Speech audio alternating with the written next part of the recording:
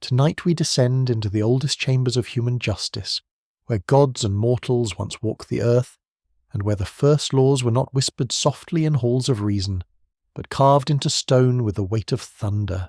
Imagine the scene: a sun-blasted plain, a city of mud brick rising from the dust, narrow streets smelling of smoke, barley, sweat, animals, and river clay.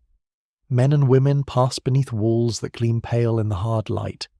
Merchants argue beside baskets of dates. Children watch from doorways.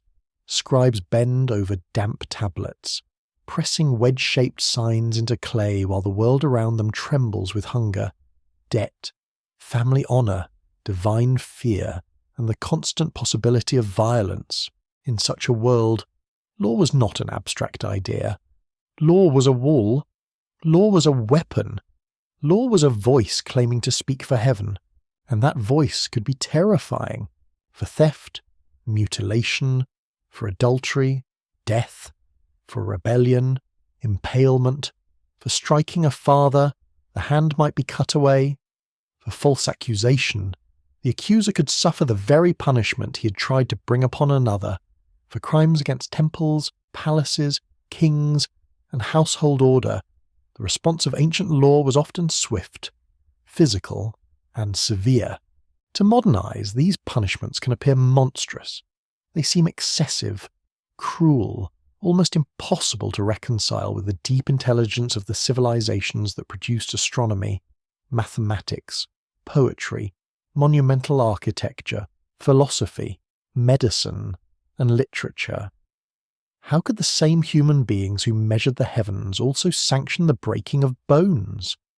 How could societies that raised temples to divine order also make public suffering part of justice? The answer is not simple. Still, for the most part, secrets remain hidden. Ancient law was born in a world where survival was fragile. A failed harvest could empty a city, a polluted canal could destroy a season, a raiding army could erase generations, a dishonest merchant could ruin a household, a violated oath could ignite blood feud between families. A stolen ox was not merely property taken, it was ploughing power, food, status, future bread, and perhaps the difference between life and starvation. In these early states, punishment became a language. It spoke to the living through the body of the condemned. It announced that order had been injured, and that order would strike back. This is the dark truth at the heart of ancient law. Severity was not only cruelty, it was also theatre, religion, administration, fear, memory, economics, and kingship fused together into one terrible instrument. Archaeology allows us to approach this world carefully, without pretending that we're wiser than the dead. Through stratigraphic excavation, scholars uncover the layers of cities where law first hardened into authority. In the ruins of Mesopotamia, Egypt, Anatolia, the Levant, Greece, Rome, China, India, and the Americas, the evidence comes to us in broken tablets, carved monuments, palace archives, tomb inscriptions, seals, contracts, skeletal trauma, prison spaces, execution sites, and legal formulas repeated across centuries. Radiocarbon dating helps anchor human remains, settlement layers, and burn destruction horizons in time. Lithic analysis reveals older habits of violence. Long before writing, genomic data now opens quiet doors into kinship, migration, inequality, and the social divisions that shaped who could be protected by law and who could be sacrificed to it. Yet evidence alone does not answer the deepest question. Why were punishments so severe? To understand, we must enter the ancient mind without condescension. These people were not children of history. They were our intellectual equals, facing problems that remain painfully familiar. How should a community respond to harm? Who has the right to punish? What is justice when wealth is unequal? What happens when fear becomes law? When does order become oppression?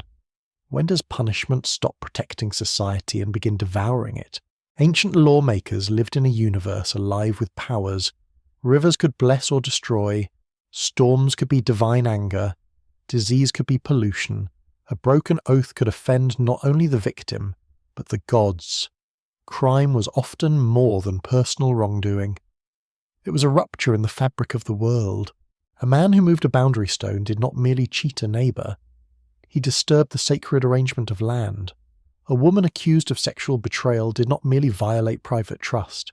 She could be seen as threatening inheritance, lineage, household purity, and male authority.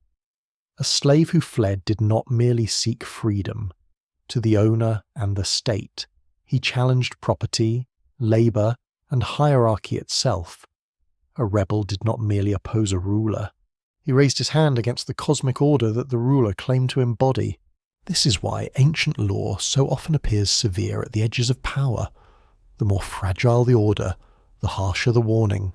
The first written laws were not born in peaceful societies floating above violence. They emerged where expanding cities needed to govern strangers, workers, soldiers, traders, migrants, priests, widows, debtors, farmers, and enslaved people. Oral custom could manage small communities where everyone knew the faces of everyone else. But in the city, anonymity grew, wealth accumulated, temples stored grain, palaces collected tax, armies marched, contracts multiplied, disputes became too numerous, too complex, too dangerous to leave entirely to revenge. So law was carved, copied, recited, and displayed. But written law did not always mean equal law. It could restrain violence, yet also preserve hierarchy. It could protect widows and orphans, yet also mark bodies according to class. It could limit vengeance, yet also sanctify terror. It could impose fines on one man and death on another, depending on rank, gender, freedom, and status. The ancient law code was therefore both shield and blade. Consider the public monument, a stone stele standing in a city, bearing the image of a king receiving authority from a god. Beneath that sacred scene, lines of law descend like a frozen river of command. The message is unmistakable. Justice is not merely human negotiation. Justice has been lifted into the heavens and returned to earth through the ruler. The king does not say, "I prefer these rules." He says, "The gods have entrusted me with order." Such a claim transforms punishment. It gives pain a sacred mask. It allows royal violence to present itself as balance restored. The condemned body becomes proof that the world still has a centre, and yet, answerless, adrift to ponder, we must ask whether this severity truly prevented crime, or whether it taught societies to confuse fear with justice.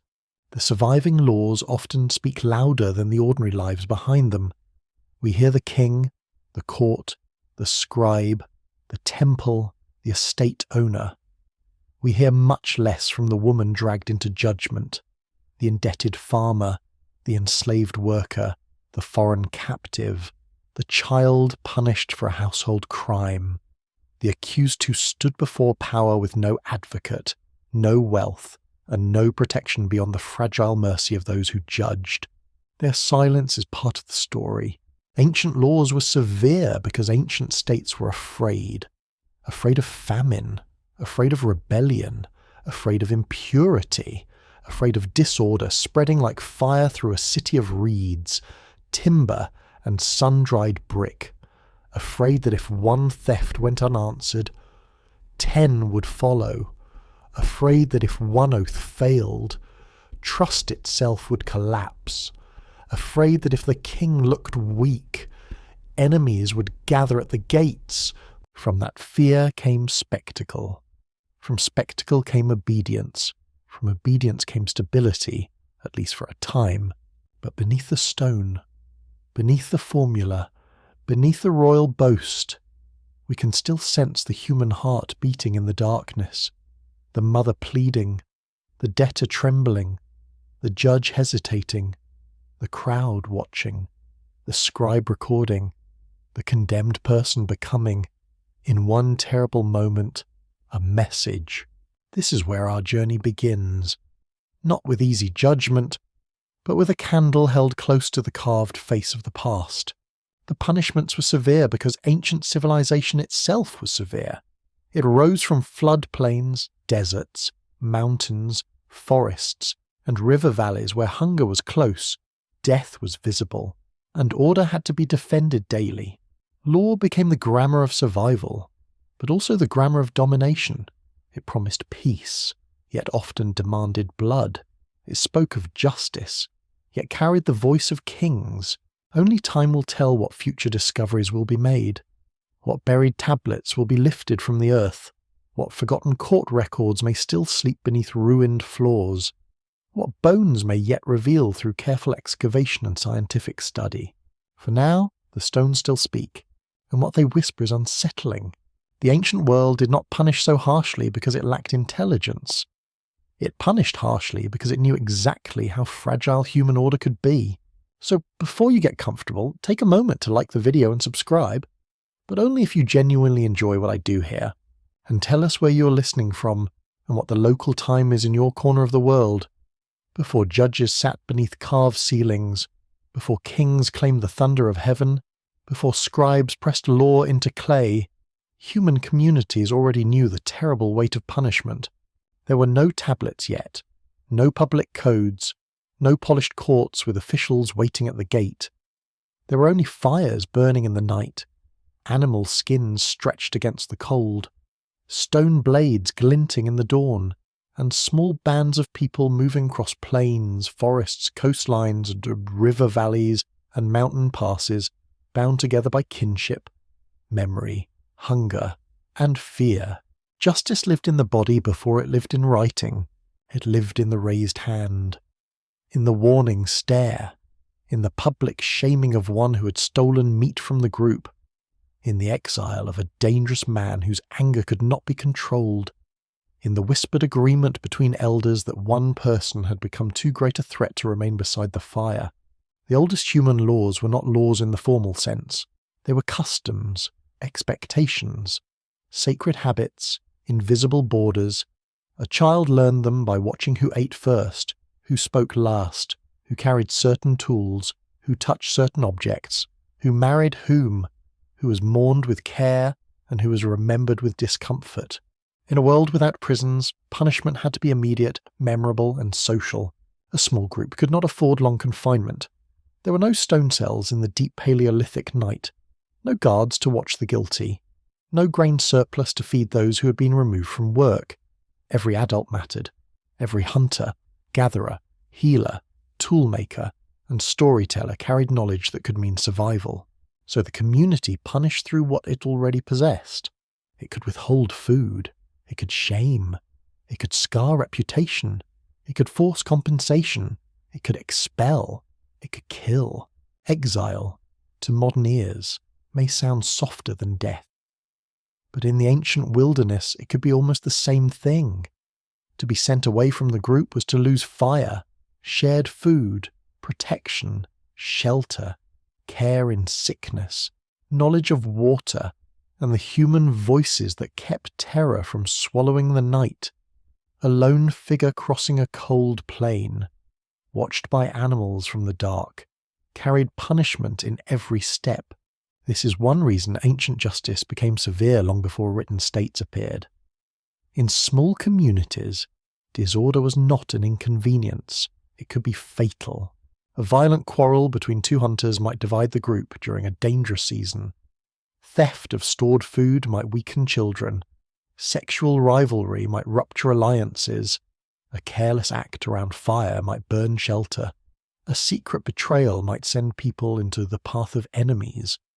Without a larger state to absorb conflict, every serious offence struck at the survival of all. Yet the evidence is difficult, flickering, and incomplete. Stratigraphic excavation can reveal a skeleton buried apart from others, a skull with trauma, a body cast into a pit without ceremony, a settlement abandoned after violence, a weapon point lodged in bone.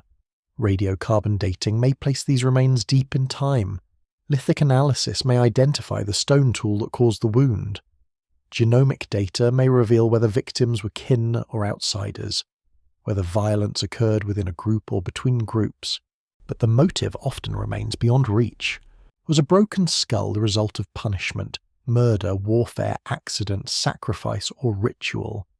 Was an isolated burial a sign of disgrace, disease, fear, or special honour? Did a healed fracture speak of care after violence, or of a harsh life endured with communal support?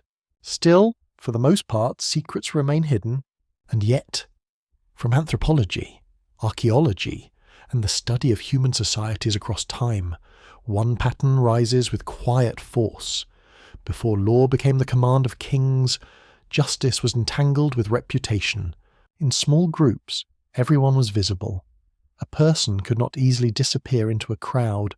The dishonest were remembered, the generous were trusted, the violent were feared, the lazy, the selfish, the reckless, the oathbreaker, the food thief, the one who endangered children, all became stories told around the fire. These stories were punishment. To be spoken of with contempt was to lose marriage prospects, allies, hunting partners, and protection. A damaged name could follow a person more closely than a guard. In a world of face-to-face survival, shame could wound more deeply than a fine. But shame had limits. If someone ignored the moral force of the group, stronger measures followed. The community had to answer a cruel question. What should be done with a person who cannot be trusted, but cannot be imprisoned? The answer shaped much of ancient punishment. Remove the threat, mark the threat, break the threat, or make the threat into a warning. Here lies the root of later severity.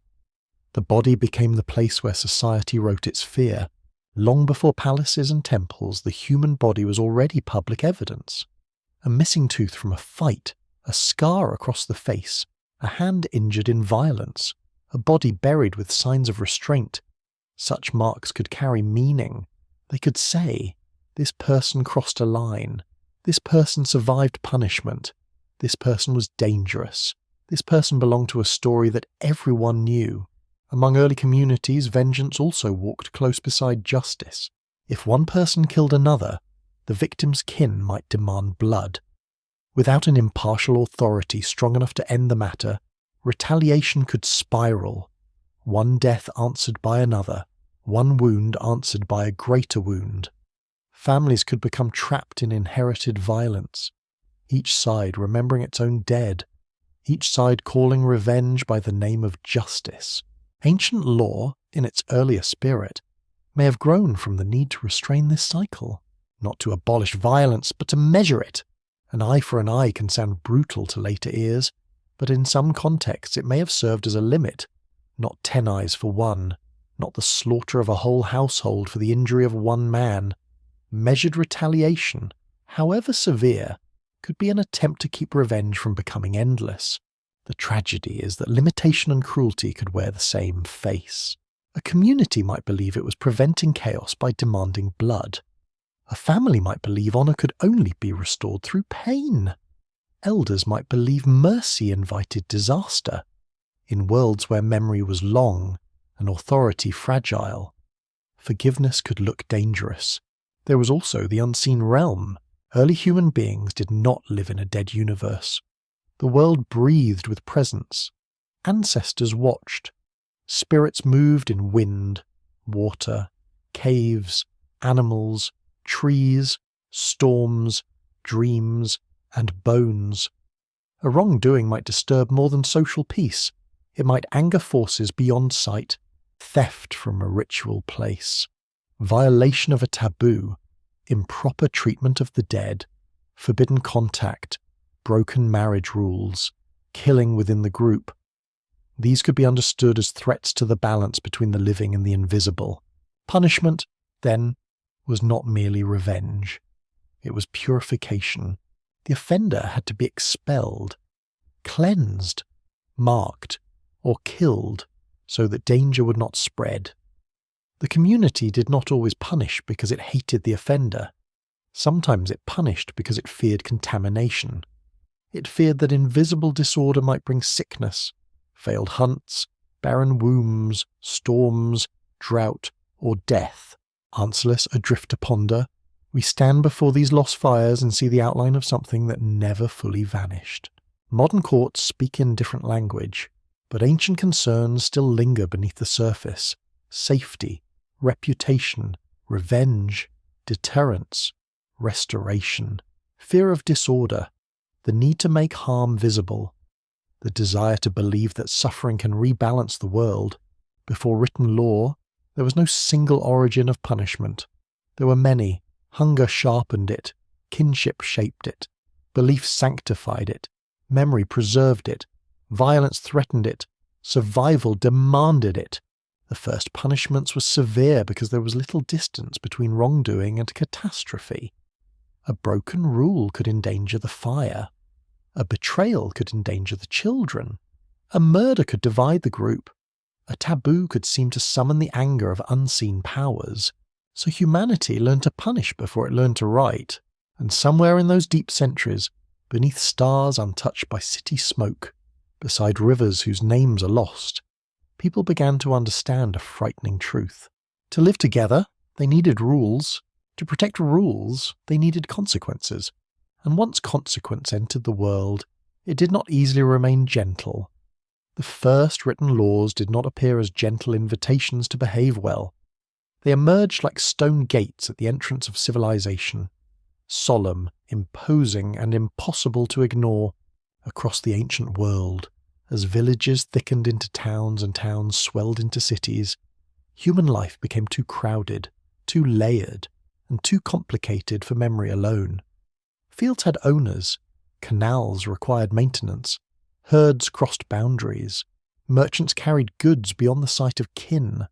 Temples received offerings, palaces counted grain, soldiers demanded rations, widows claimed inheritance, debtors begged for delay, builders argued over collapsed walls, families disputed marriage gifts, adoption, livestock, wages, and the price of a life.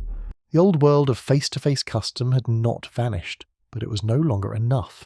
In the riverlands of Mesopotamia, clay became the servant of authority. Damp tablets, shaped by human hands, received the marks of reed styluses. These marks preserved transactions, names, quantities, witnesses, promises, accusations, and judgments. Writing began as memory made durable, but soon it became something more powerful. It became the voice of institutions. A spoken command dies in the air. A written command waits. It waits through the night. It waits through the death of the speaker. It waits for another official, another dispute, another generation. It carries authority across distance and time. In this way, the earliest legal texts changed punishment forever because they allowed power to become systematic. No longer did every dispute need to be settled only by anger, bargaining, or the prestige of elders. A written rule could be quoted, a tablet could be brought forward, a witness list could be examined, a king could claim that his justice had been fixed for the land, visible to all, even if only trained scribes could truly read its signs. This is where severity gained structure. The first laws took shape in societies where the city was becoming a living machine. Irrigation canals had to be cleared at the right moment, floodwaters had to be controlled, grain had to be measured and stored, labour had to be organised, temples and palaces had to maintain their claims over land, animals, servants, and divine favour. The smallest failure could ripple outward. If a farmer neglected a canal and water flooded another man's field, the damage was not merely private, it threatened the grain supply. If a builder made a house that collapsed and killed the owner, the loss was more than accident. It was a wound to household continuity, inheritance, and public trust. If a merchant cheated an investor, trade itself became uncertain. If a witness lied in court, judgment became poison. Ancient legal codes therefore often sound harsh, because they were trying to freeze a dangerous world into order. They did this through precision. They named offences, they named ranks, they named payments, they named punishments. They imagined situations before they occurred, as though the mind of the state were walking through the city at night, asking what might go wrong. What if an ox gores a man? What if a hired worker loses a tool? What if a wife is accused but not proven guilty? What if a son denies his father? What if a priestess enters a tavern? What if a debtor cannot pay? What if a man blinds another man? What if a slave strikes a free person? The law became a catalogue of fear, yet it was also a catalogue of social imagination. These ancient lawmakers were not crude thinkers. They were observing the pressure points of their societies with exacting attention. Their punishments were severe because the world they governed was dense with obligation. Every person was held inside webs of household, class, labour, debt, ritual, and obedience. In Egypt, the language of justice rested upon cosmic balance. Order was not only a civic necessity, it was the deep harmony of creation, the right arrangement of sky, river, king, temple, field, and tomb. Wrongdoing threatened this balance, and the ruler was expected to defend it. The pharaoh's justice was therefore not merely administrative.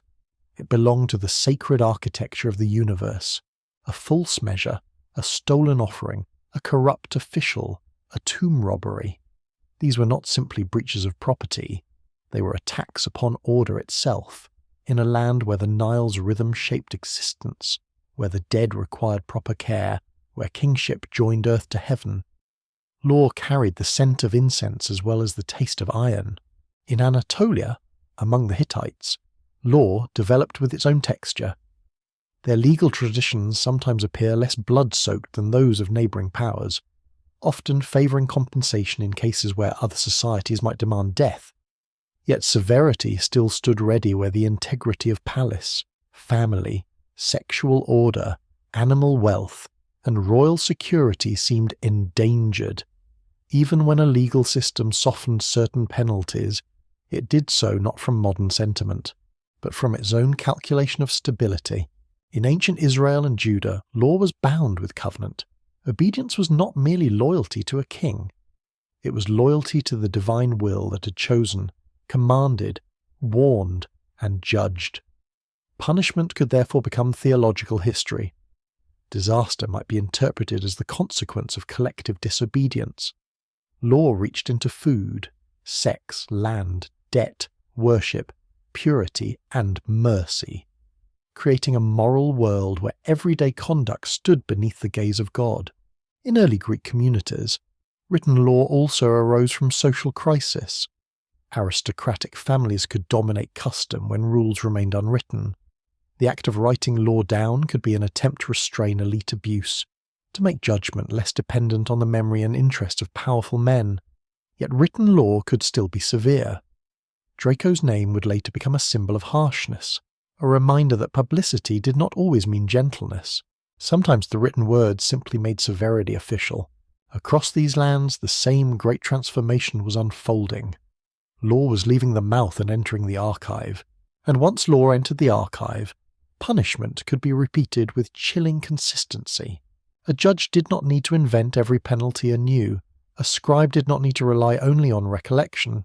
A ruler did not need to be physically present. Authority could travel as a text. It could sit in a temple office, in a palace storehouse, in a court record, in a royal inscription, waiting to be awakened by conflict. This gave law a new power, but also a new danger. When punishment is written, it can outlive the emotion that created it.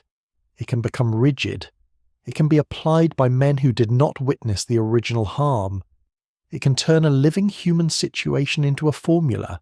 The ancient legal mind often sought balance, but balance could be brutal.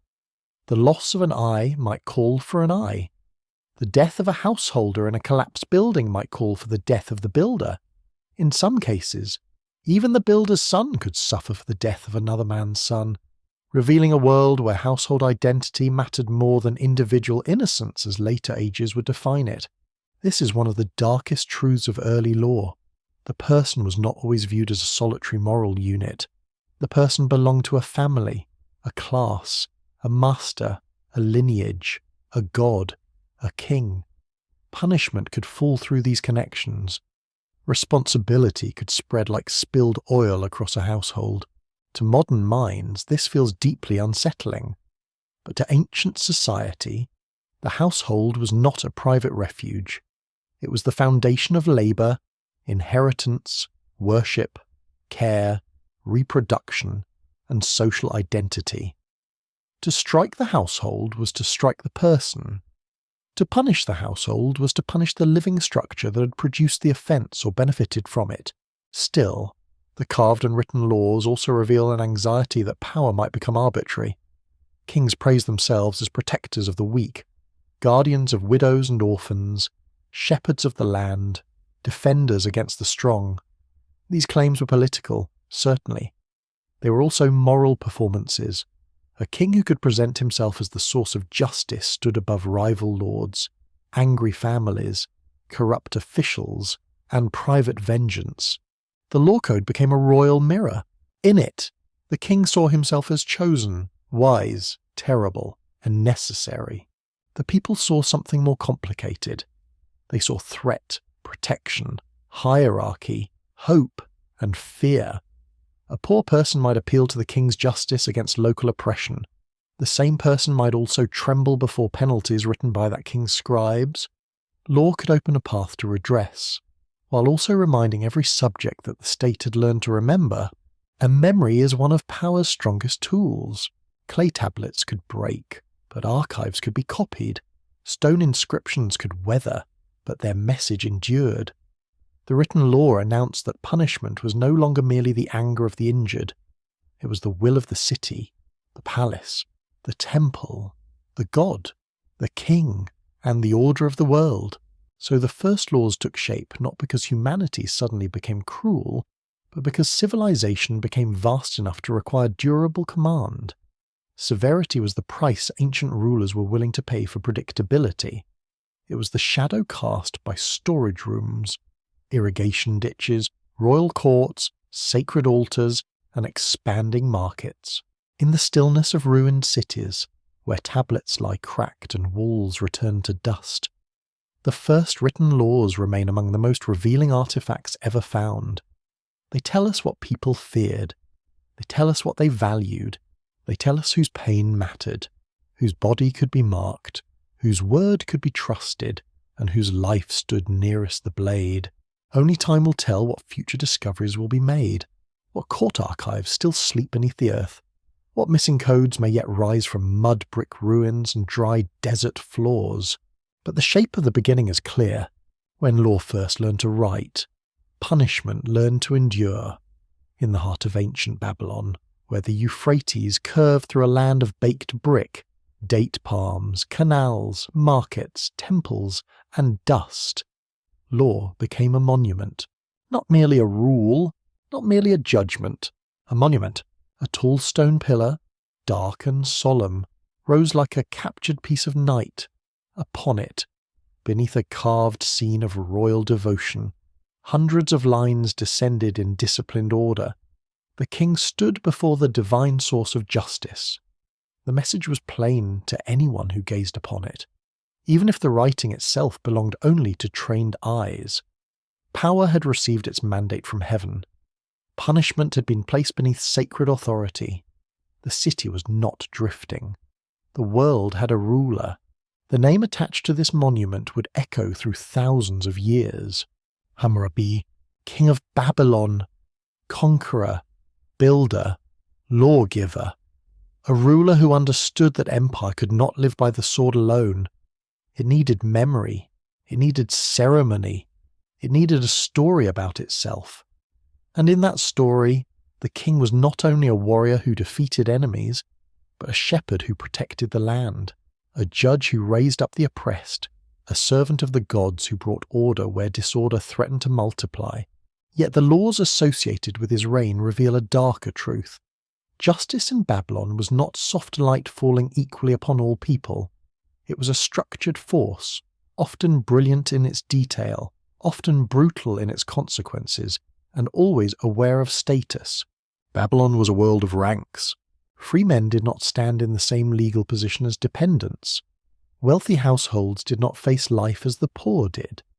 Enslaved people moved through the legal imagination as human beings and property at once, protected in certain ways, exposed in others. Women could own, inherit, conduct business, and appear in legal records, yet their bodies, sexuality, and household roles were closely watched by law. Children belonged not simply to affection, but to lineage, inheritance, adoption, labour, and the continuity of the father's house. The law saw all of this. It did not pretend society was equal. It preserved inequality in exact language. A wound inflicted upon a social equal could demand physical retaliation.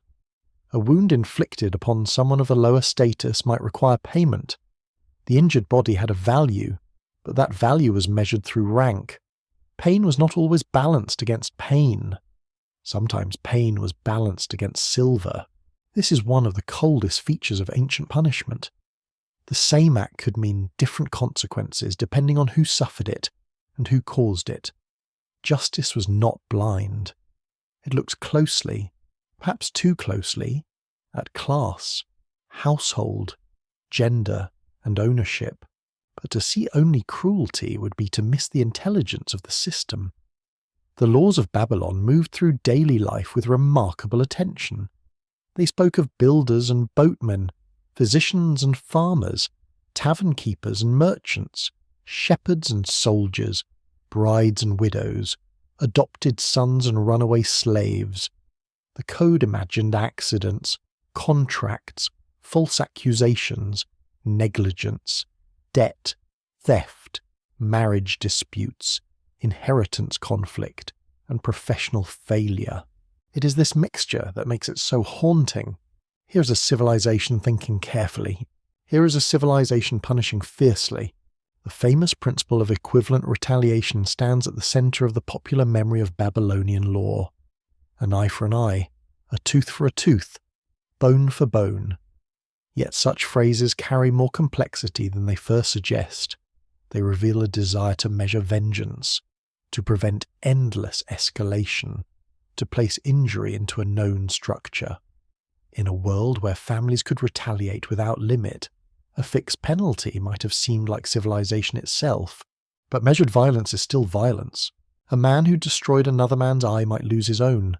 A surgeon whose operation caused the death of a high-status patient could lose his hands. A builder whose house collapsed and killed its owner might be killed. If the collapse killed the owner's son, the builder's son might die. Here, the law entered a realm that modern conscience finds almost unbearable, because guilt and household responsibility were braided together in a way later legal traditions would struggle to untangle. The son could become the answer to the son. The household paid through the household. To Babylonian logic, the household was not a loose collection of isolated individuals. It was an economic, religious, reproductive, and legal body. Its members carried one another's honour and vulnerability. This does not make the penalty less terrible. It makes the terror historically intelligible. The law was not only punishing a person, it was rebalancing a structure. And still, answerless, the drifter ponder. We must ask what it felt like when that structure touched flesh. Imagine a court near a city gate. The air smells of clay, animal dung, and sun-warmed grain. Men gather in robes. Witnesses speak. A scribe listens carefully. Stylus poised above the tablet. The accused stands in public sight. There is no private modern courtroom sealed away from the daily life of the city. Judgment belongs to the open world. Reputation trembles. Family members wait. An official weighs testimony. Oaths are invoked. Gods are called silently or aloud as witnesses beyond human deception. And the ruling comes. Perhaps silver must be paid. Perhaps property restored. Perhaps a false accuser receives the penalty intended for another. Perhaps a woman is cast into the river to submit her innocence to divine trial. Perhaps a thief faces death. Perhaps a body will bear the memory of judgment forever. The severity was not incidental. It was meant to be seen, feared, and remembered. In Babylon, the law was theatre as much as administration. The monument itself performed authority. Its height, its darkness, its carvings, its careful writing, all declared that law had a sacred origin and a royal guardian. Even those who could not read the signs could understand the posture of the king before the god. The image talked before the text spoke. The king stands below the divine. The people stand below the king. The law descends. This arrangement was political genius. It transformed royal power into cosmic service. Hammurabi did not merely say, "I command." He presented himself as the one chosen to make justice appear in the land, to destroy the wicked, to prevent the strong from oppressing the weak. Such language is deeply important. It shows that ancient kings did not wish to be remembered only as terrifying. They wished to be remembered as righteous. Severity needed a moral costume. The harsh punishments were therefore placed within a grand claim. The suffering of the guilty was not supposed to be random. It was framed as restoration. The king had made the land secure. The gods had approved the order. The wicked had been named. The vulnerable had been defended. But the code itself forces us to look harder. Who counted as vulnerable? Who could bring a case successfully? Who had witnesses? Who could pay? Who could read? Who could stand before officials without fear? Who was believed? Who was valued?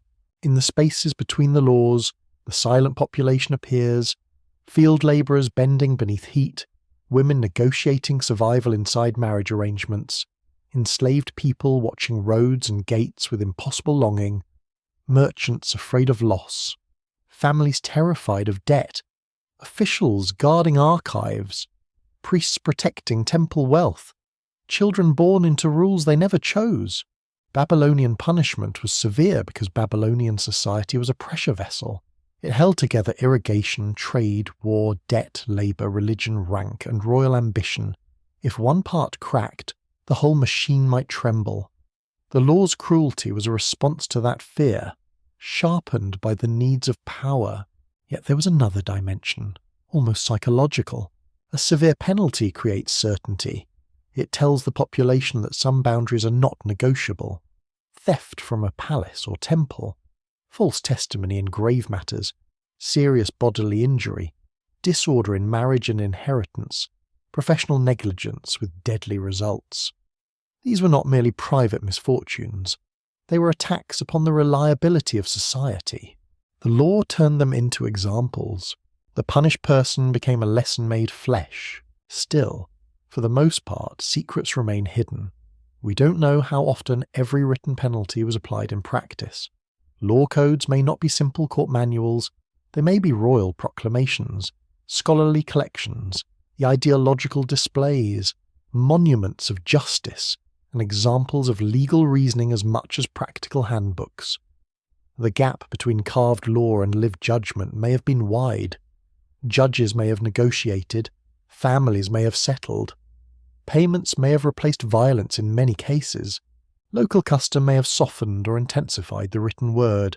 The stone speaks loudly, but daily life murmurs beneath it. This uncertainty matters. It prevents us from imagining Babylon as nothing but a machinery of mutilation and death. The city was also full of compromise, argument, documents, contracts, adoption agreements, dowries, loans, receipts, and settlements. Ancient people were practical. They knew the cost of destroying useful lives. They knew that compensation could heal what execution could not. They knew that law must serve survival, and yet the monument remained severe because its purpose was not only to resolve disputes, it was to project power. A ruler who had expanded his kingdom needed language that could bind conquered cities. Law could do what armies could not do alone. It could claim moral unity. It could make Babylon seem like the centre of order. It could tell distant subjects that the king's justice reached beyond walls, canals, and provinces. The code was empire speaking in the grammar of fairness and fear. That is Hammurabi's shadow, not simply cruelty, not simply wisdom, a fusion of both suspended in stone. He stands at the beginning of a long human tradition in which rulers display law as proof of legitimacy. The state punishes, then explains that punishment is protection. It wounds, then calls the wound order. It threatens, then claims to defend the weak. Sometimes it truly does. Sometimes it merely protects itself. The ancient viewer standing before the monument may have felt awe. A poor farmer might have felt hope that the strong could be checked. A merchant might have felt reassurance that contracts mattered. A widow might have felt that her claim had a place in the king's world. An enslaved person might have felt the cold nearness of capture. A thief might have felt terror. A rival official might have felt warning. One stone, many messages. And above them all, the gods. This is why Babylonian law remains so powerful in the historical imagination. It does not merely preserve punishments. It preserves a theory of civilization. Order must be written. Justice must be visible.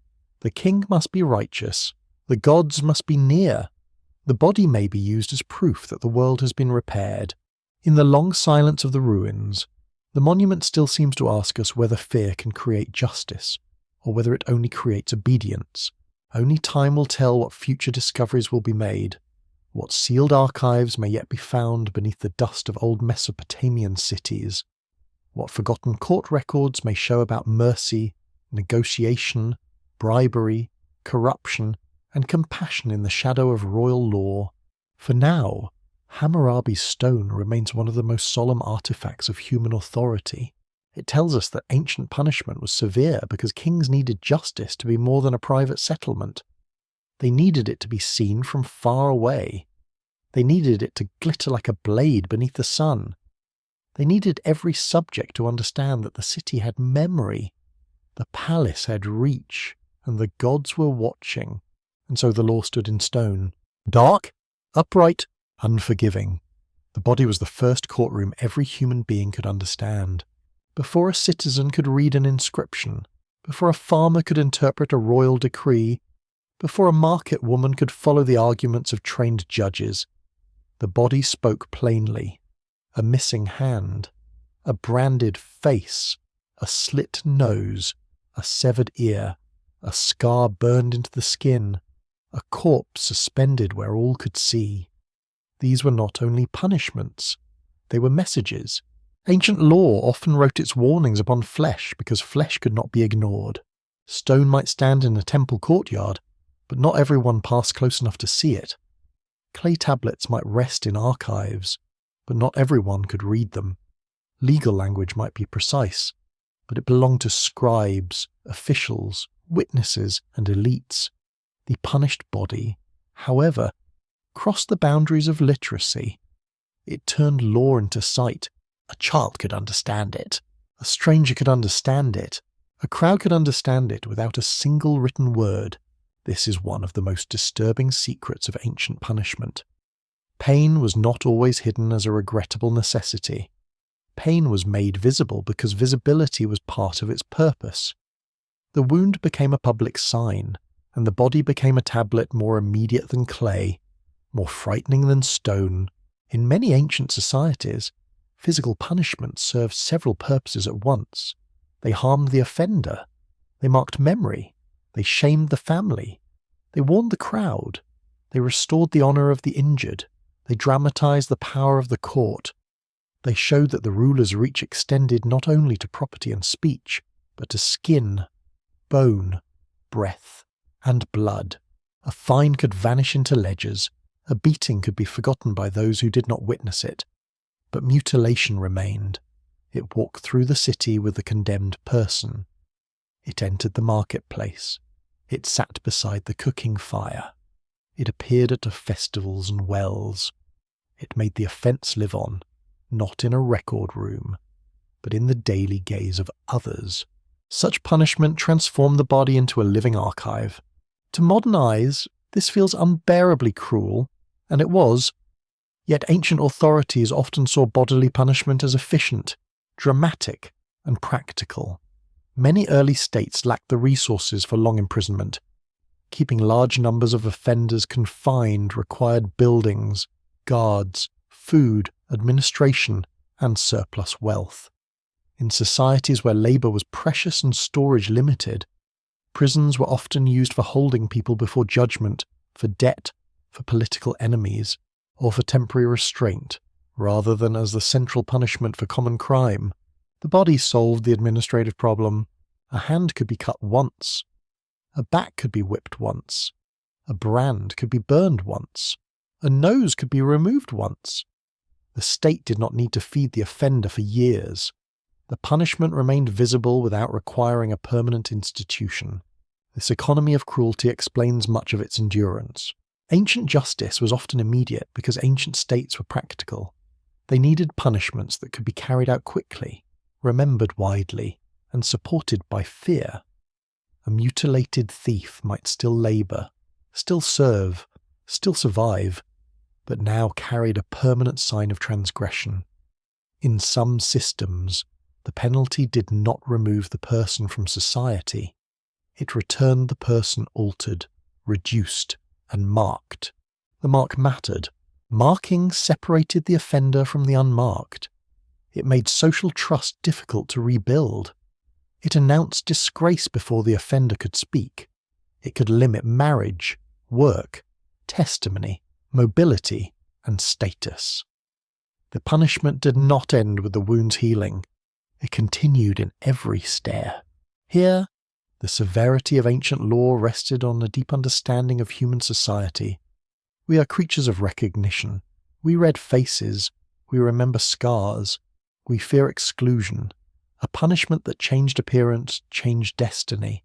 The face, especially, held extraordinary power. To disfigure the face was to attack identity itself. The face met the world before the voice did. It carried honour, beauty, kinship resemblance, emotion, and public dignity. Cutting or branding the face did more than inflict pain. It damaged the person's ability to stand among others without explanation. It made shame permanent. Hands also held meaning. They worked, held tools, swore oaths, touched children, exchanged goods, struck blows, and offered worship.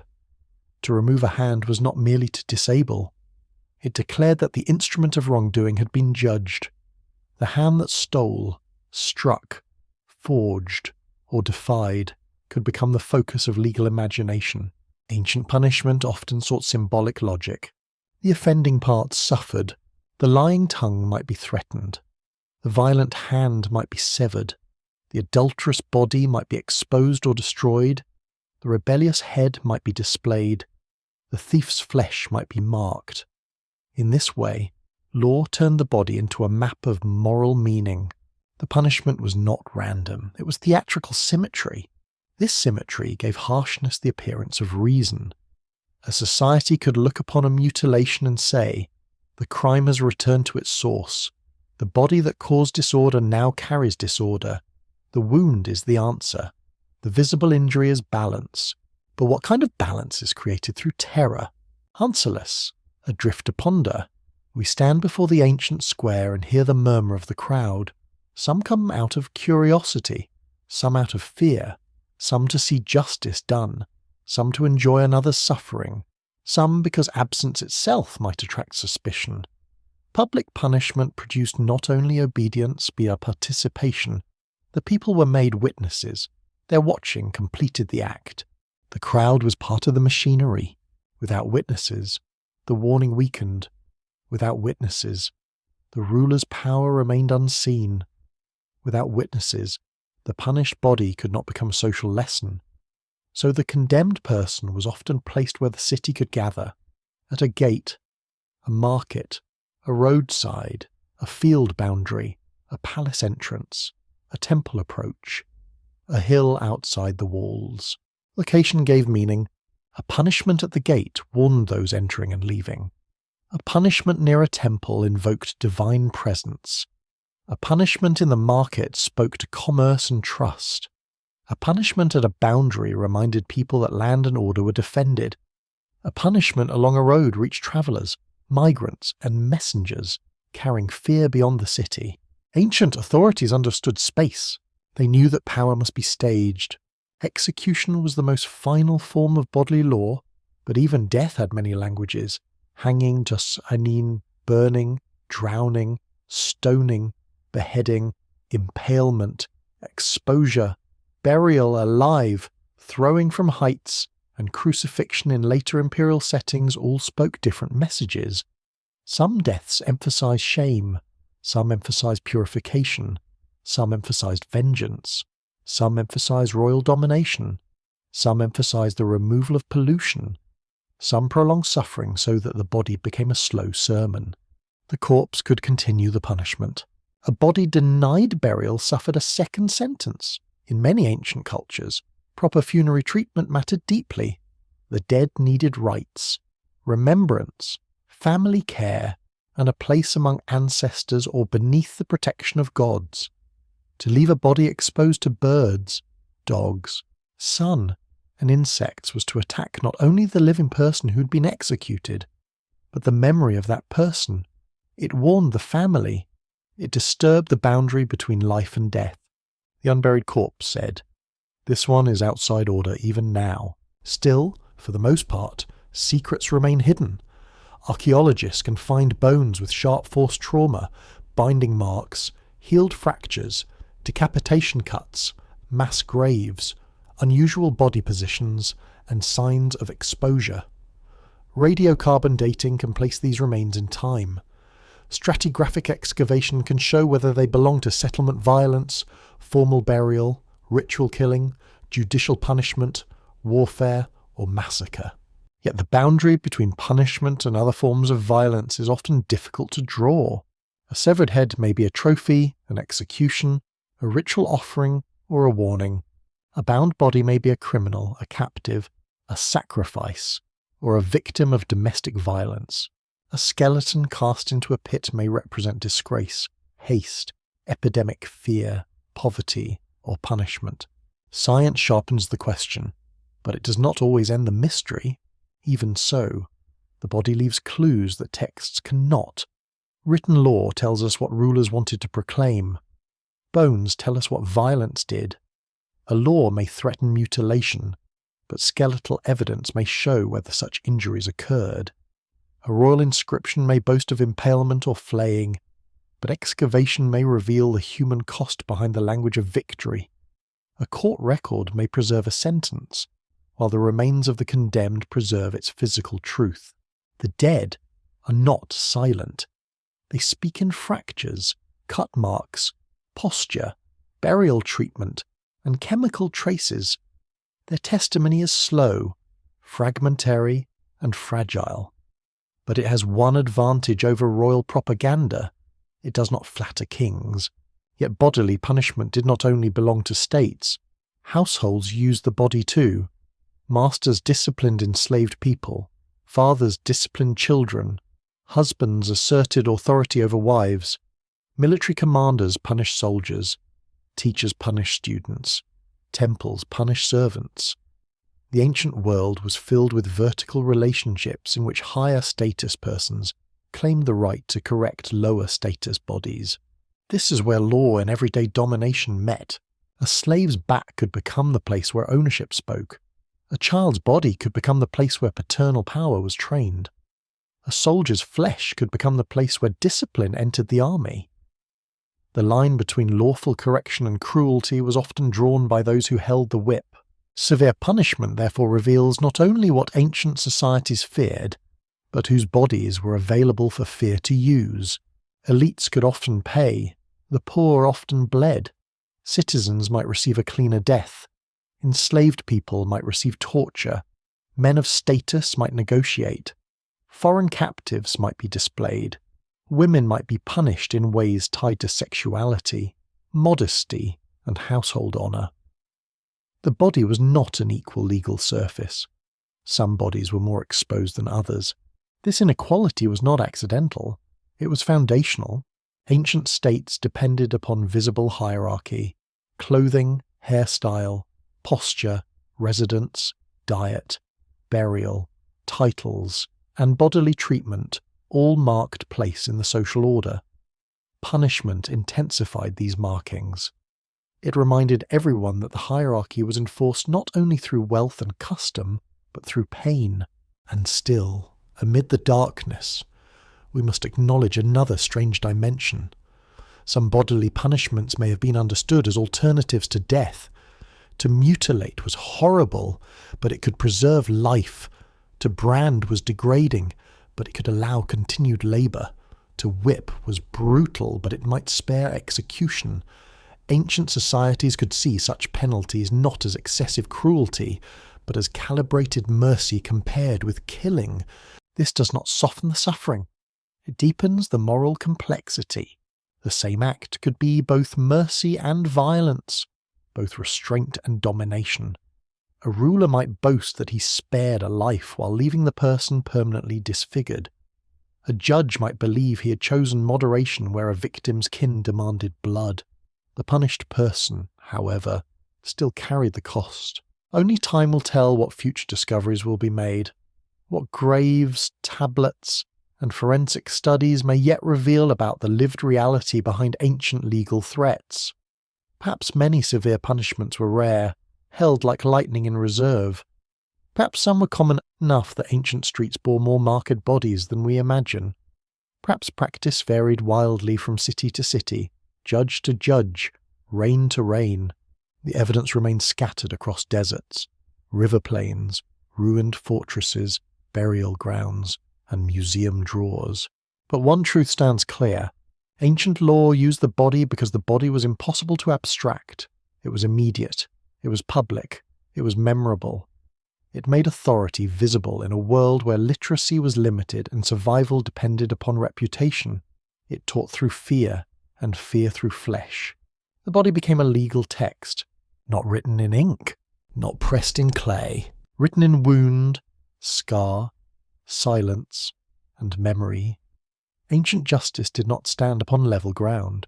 It climbed terraces of rank, wealth, gender, birth, freedom, citizenship, conquest, and sacred privilege.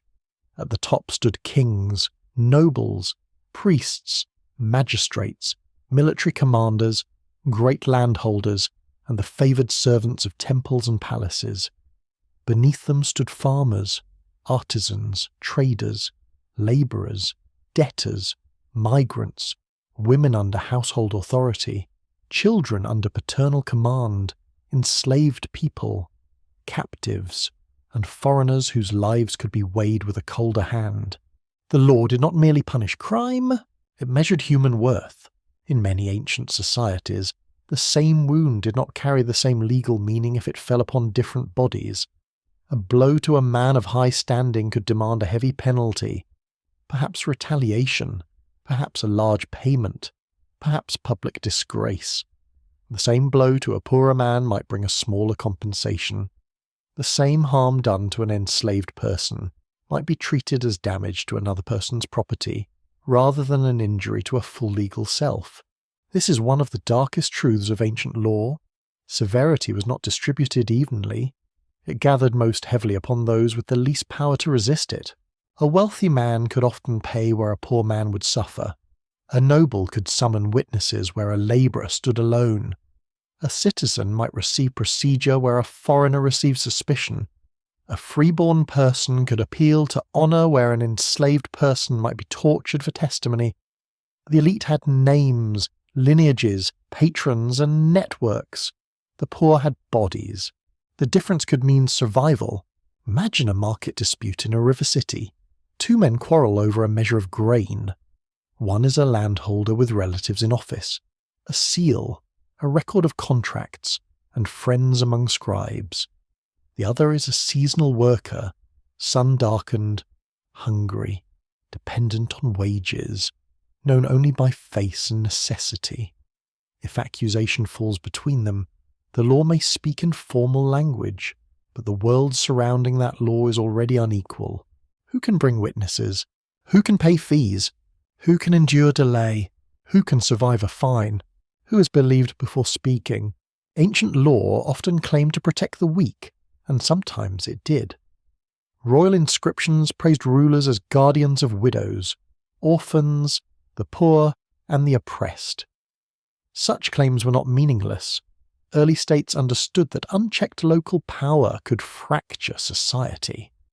A king could strengthen his own authority by presenting himself as the judge above corrupt officials and predatory elites. A poor person might genuinely find relief by appealing beyond a local lord. Yet the same royal system could also crush the weak with terrifying force. The contradiction was not accidental. It was the nature of hierarchy. The king could protect the humble when doing so displayed royal justice. But the entire structure of society still rested upon inequality. Law might restrain abuse at one point while sanctifying domination at another. The enslaved person stood near the centre of this contradiction. In ancient legal texts, enslaved people appear constantly, not as shadows outside society, but as essential figures within it. They worked in households, fields, workshops, temples, mines, quarries, armies, and estates. They could be bought, sold, inherited, pledged for debt, punished for flight, and marked as property. Some held skilled positions, some managed goods, some earned trust, some formed families, some gained freedom. Yet beneath every variation lay the hard fact that another person claimed legal power over their body. This made punishment especially severe. A runaway enslaved person threatened not only a master's wealth, but the logic of ownership itself. A slave who struck a free person challenged hierarchy at its most visible point. A person who sheltered a fugitive could be treated as attacking property rights and social order. The severity of such laws reveals fear, not simply cruelty. Masters feared loss, states feared disorder, elites feared imitation. For an enslaved person, the desire for freedom could be transformed into a crime. Here the language of law becomes morally inverted. The fugitive sees a road, a river crossing, a night of danger, a possible life beyond the master's reach. The law sees theft of property, disobedience, and a breach in the social wall. The same act carries two truths, one human and one legal. Ancient punishment chose the legal truth and often struck the human one down. Debt created another path into unequal suffering. In fragile agrarian economies, debt was everywhere. Seeds failed. Floods came too high or too low. Animals died. Taxes pressed hard. A family borrowed grain, silver, tools, or livestock, promising repayment after harvest. If the harvest failed again, the debt deepened. Land might be lost. Children might be pledged. A wife, son, daughter, or the debtor himself might enter temporary or permanent bondage. Law regulated these arrangements, but regulation did not erase desperation. To the creditor, repayment was order. To the debtor, repayment might mean hunger. To the state, debt could threaten stability if too many families collapsed. Yet creditors were often among the influential. Ancient rulers sometimes proclaimed debt relief, not from pure mercy, but because debt slavery could weaken armies, empty farms, and create unrest. Even compassion had political arithmetic. Punishment for debt or property offences often appears severe because wealth in the ancient world was not abstract. Grain was survival, land was ancestry, livestock was labour, tools were livelihood. A stolen animal could mean a field left unploughed. A failed loan could mean a household falling into dependence. Property was bound to life itself, but the law's defence of property could become a defence of those who already had more. A poor thief might lose far more than the value of what he stole. A hungry person taking food could face a penalty designed to protect granaries, merchants, and temples. The act might arise from desperation, but law often treated it as a wound to order. When survival crimes are punished like attacks on civilization, severity reveals the priorities of power. Foreigners also stood in uncertain light. The stranger could be merchant, guest, migrant, captive, mercenary, exile, spouse, artisan, or enemy. Ancient cities depended on movement, yet feared it. Foreign traders brought goods and knowledge. Foreign soldiers served kings. Foreign labour built walls. Foreign captives filled estates. But outsiders lacked deep kin protection. They might not know local procedures. Their gods, speech, clothing, and customs could mark them as suspicious. Law often protected guests and merchants when trade required trust. But conquered foreigners could receive brutal treatment. especially after a rebellion or war. Empires drew sharp lines between those incorporated into order and those displayed as enemies of it. A captured rebel might be mutilated not because his personal crime exceeded all others, but because his body represented a defeated people. The punishment of foreigners could become imperial language.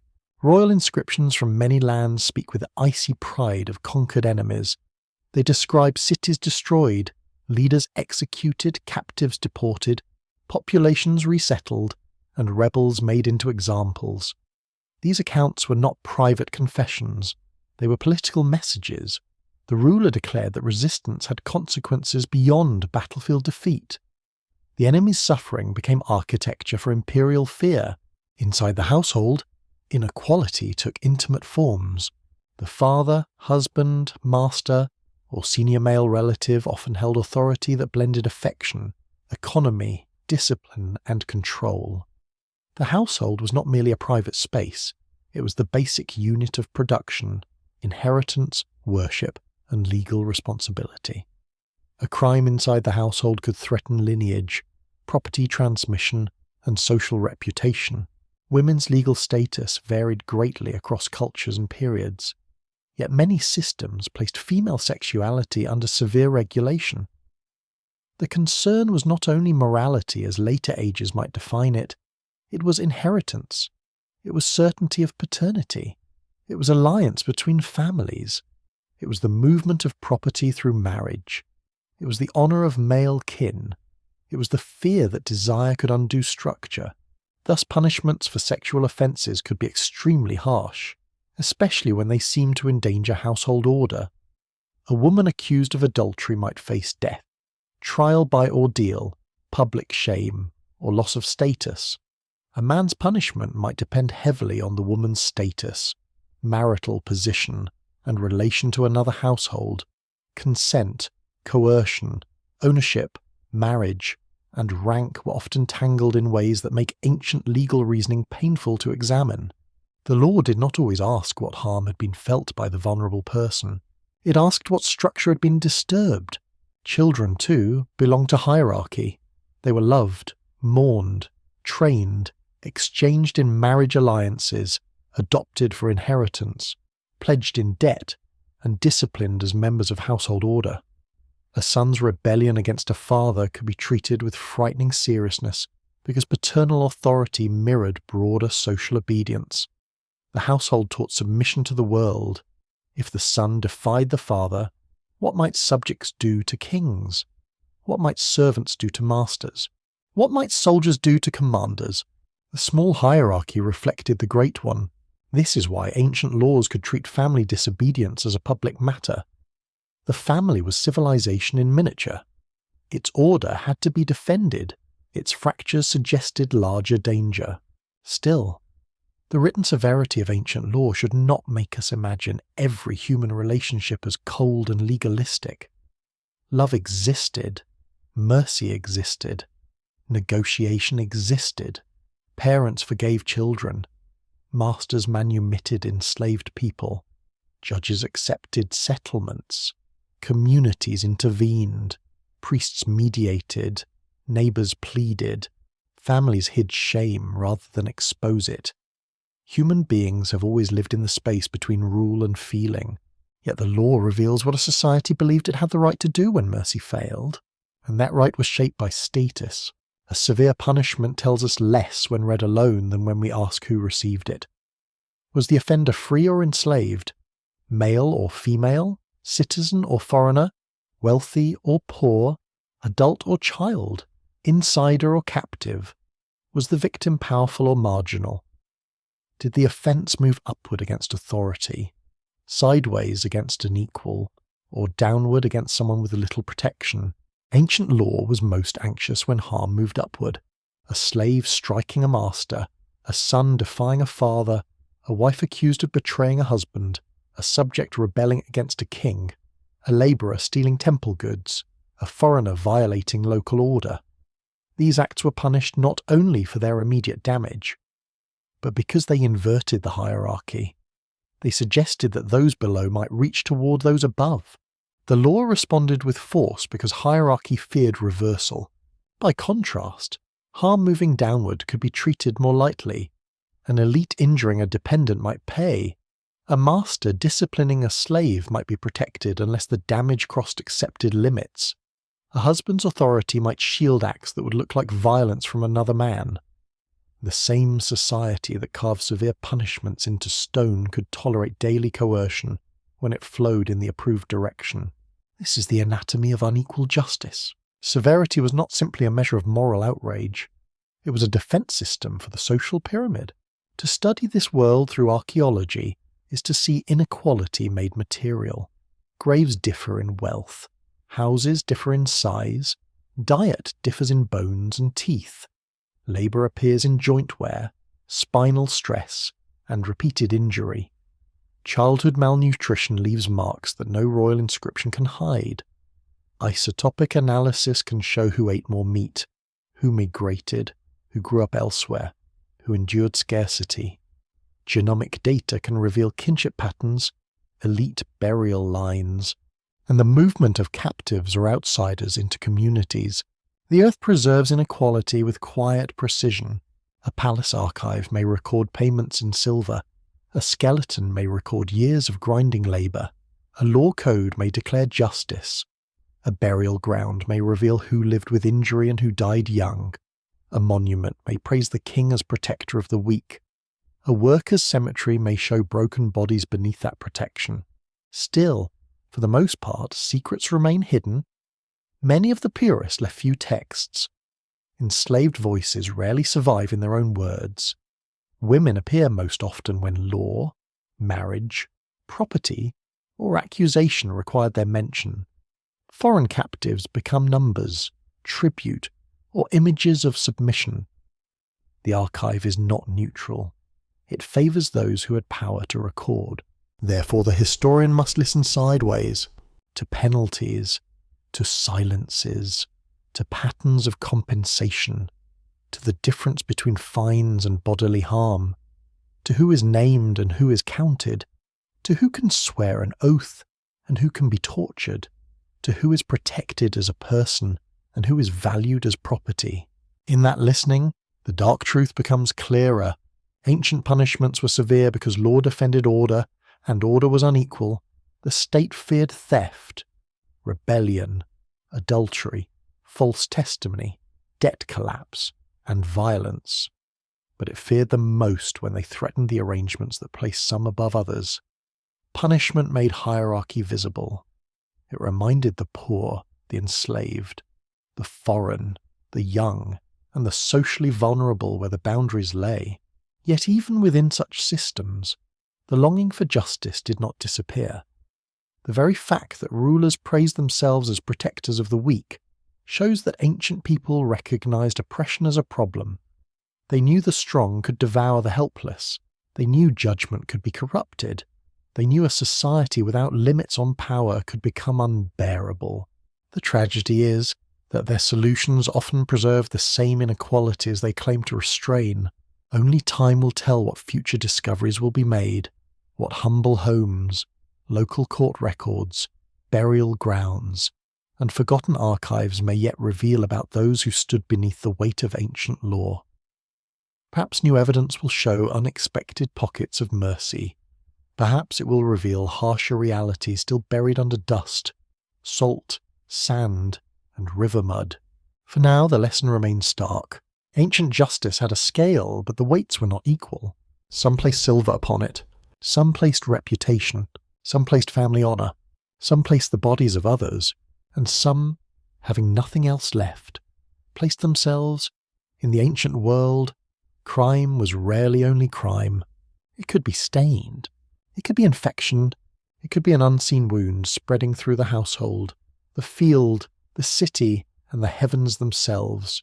To understand the severity of ancient punishments, we must enter a universe alive with sacred pressure. The earth beneath the farmer's feet was not inert matter.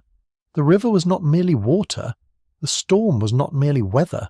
The birth of a child, the death of a king, the flight of birds, the shape of a liver examined by diviners, the sudden illness of cattle, the silence of rain clouds, all could be read as signs from powers beyond ordinary sight.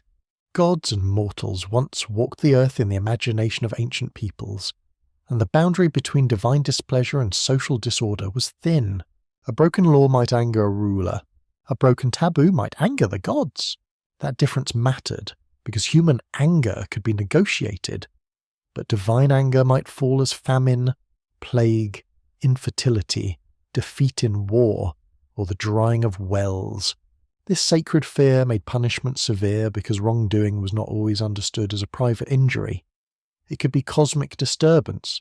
It could pollute the community. It could invite disaster upon people who had not committed the offence at all. The innocent might suffer if the guilty were not found, named, punished, purified, or expelled. Here lies one of the deepest roots of ancient legal terror. Punishment was not only retaliation, it was protection against invisible consequence. In Mesopotamian cities, temples stood at the centre of civic life like great engines of heaven on earth. Their courtyards smelled of incense, grain, oil, wool, animal bodies, baked brick, and river dust. Priests, scribes, singers, labourers, and administrators moved through sacred economies where offerings were counted, omens consulted, and divine favour guarded. A theft from a temple could be far more than theft. It was violation of property belonging to a god. The punishment for such acts could be extreme because the victim was not merely human. A person who stole from a temple did not simply deprive priests of goods. He trespassed against the divine household. He disturbed the flow of offering, honour, and protection between city and deity. If the god's anger followed, who could measure the cost? A single hidden theft might become, in sacred imagination, the beginning of collective danger. The law struck hard because fear looked upward. Egypt carried its own profound vision of order. The world was to be maintained in balance, truth, rightness, and harmony. The king's duty was not only to govern people, but to uphold the pattern of creation itself. Wrongdoing threatened more than social stability. It threatened the right arrangement of existence. A corrupt official, a false statement, a violated tomb, a stolen sacred object, a rebellion against royal authority. Each could be seen as disorder pushing against the structure of the cosmos. Punishment, therefore, could be imagined as the restoration of balance. The offender was not simply corrected, disorder was cut away. This is why ancient punishments often carried ritual weight. Execution, exile, purification, oath, curse, ordeal, and bodily marking all belong to a world where law and religion braided around one another. A court might seek testimony, but it might also invoke gods. A contract might be witnessed by humans, but sealed by divine names. A treaty might list blessings for obedience and curses for betrayal. A boundary stone might not merely mark land, but threaten supernatural punishment upon anyone who moved it. The legal world was crowded with invisible witnesses. An oath was dangerous because the gods heard it. False testimony was terrifying because it poisoned judgment under divine gaze. Perjury could summon punishment not only from the court, but from heaven. To swear falsely was to weaponize sacred speech. It took the power of truth, placed it before gods, and bent it toward deception. In a society where courts depended on oaths, such a crime could shake legal order at its foundation. So ancient law often treated false accusation and false witness with ferocity. The liar endangered more than one victim. He endangered the process by which truth itself entered public life. Ordeals reveal this sacred logic with haunting clarity. When human evidence failed, some societies placed the accused into the hands of divine judgment. Water, fire, poison, balance, survival, and bodily reaction could become signs. The river might receive the accused, the flame might test the flesh. The outcome, terrible or merciful, was interpreted through sacred order. To modern minds, ordeal looks like surrender to chance or coercion. To ancient minds, it could appear as the final court beyond human uncertainty. If people could lie, if witnesses could be bribed, if judges could be deceived, then the god, the river, the fire, or the sacred substance might reveal what mortals could not. Severity increased because uncertainty itself became dangerous. When the truth could not be known, divine trial gave society a way to act, whether the accused survived or perished. The community could say the matter had passed beyond human argument. The god had spoken, the river had judged, the hidden thing had been exposed. Still, for the most part, secrets remain hidden. We cannot always know whether ancient people doubted these rituals in private. Some surely believed with trembling sincerity. Some may have feared them while questioning them.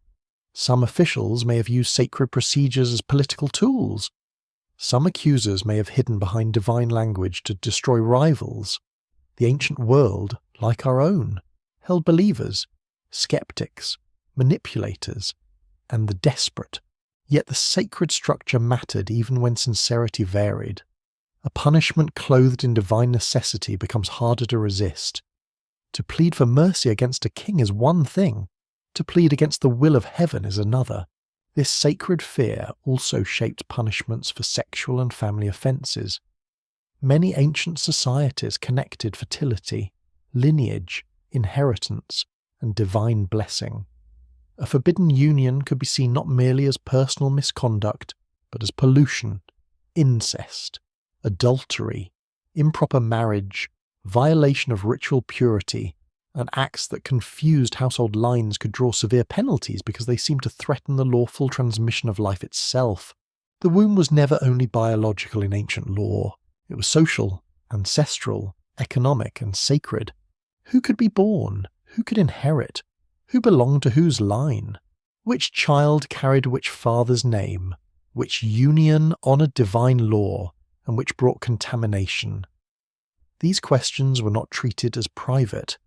They were matters of family continuity, property, cult, memory, and cosmic order. A society that feared polluted lineage could punish sexual offences with breathtaking harshness. The severity was intensified by gendered control. Women were often made the visible guardians of household purity, even when men possessed far greater freedom.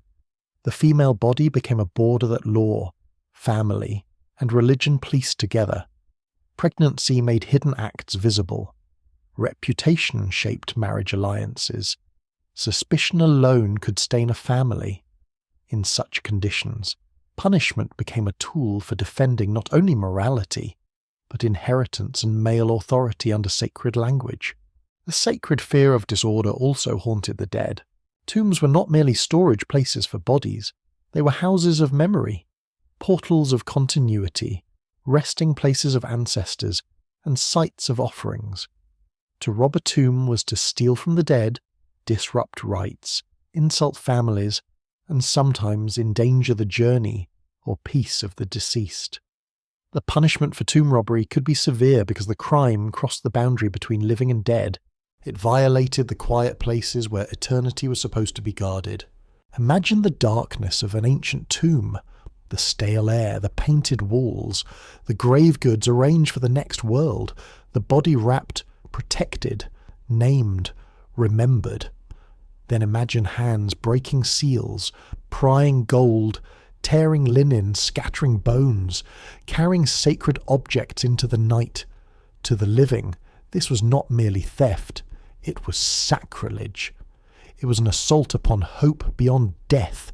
Law answered with terror because the offence entered sacred darkness. Agricultural crimes could also carry religious force. Fields depended on rain, river, season, boundary, labour, and divine favour. Moving a boundary stone, stealing irrigation water, neglecting a canal, or damaging crops could threaten survival. But in many cultures the land itself was woven into divine order. Boundaries might be protected by curses. Harvests might belong partly to gods.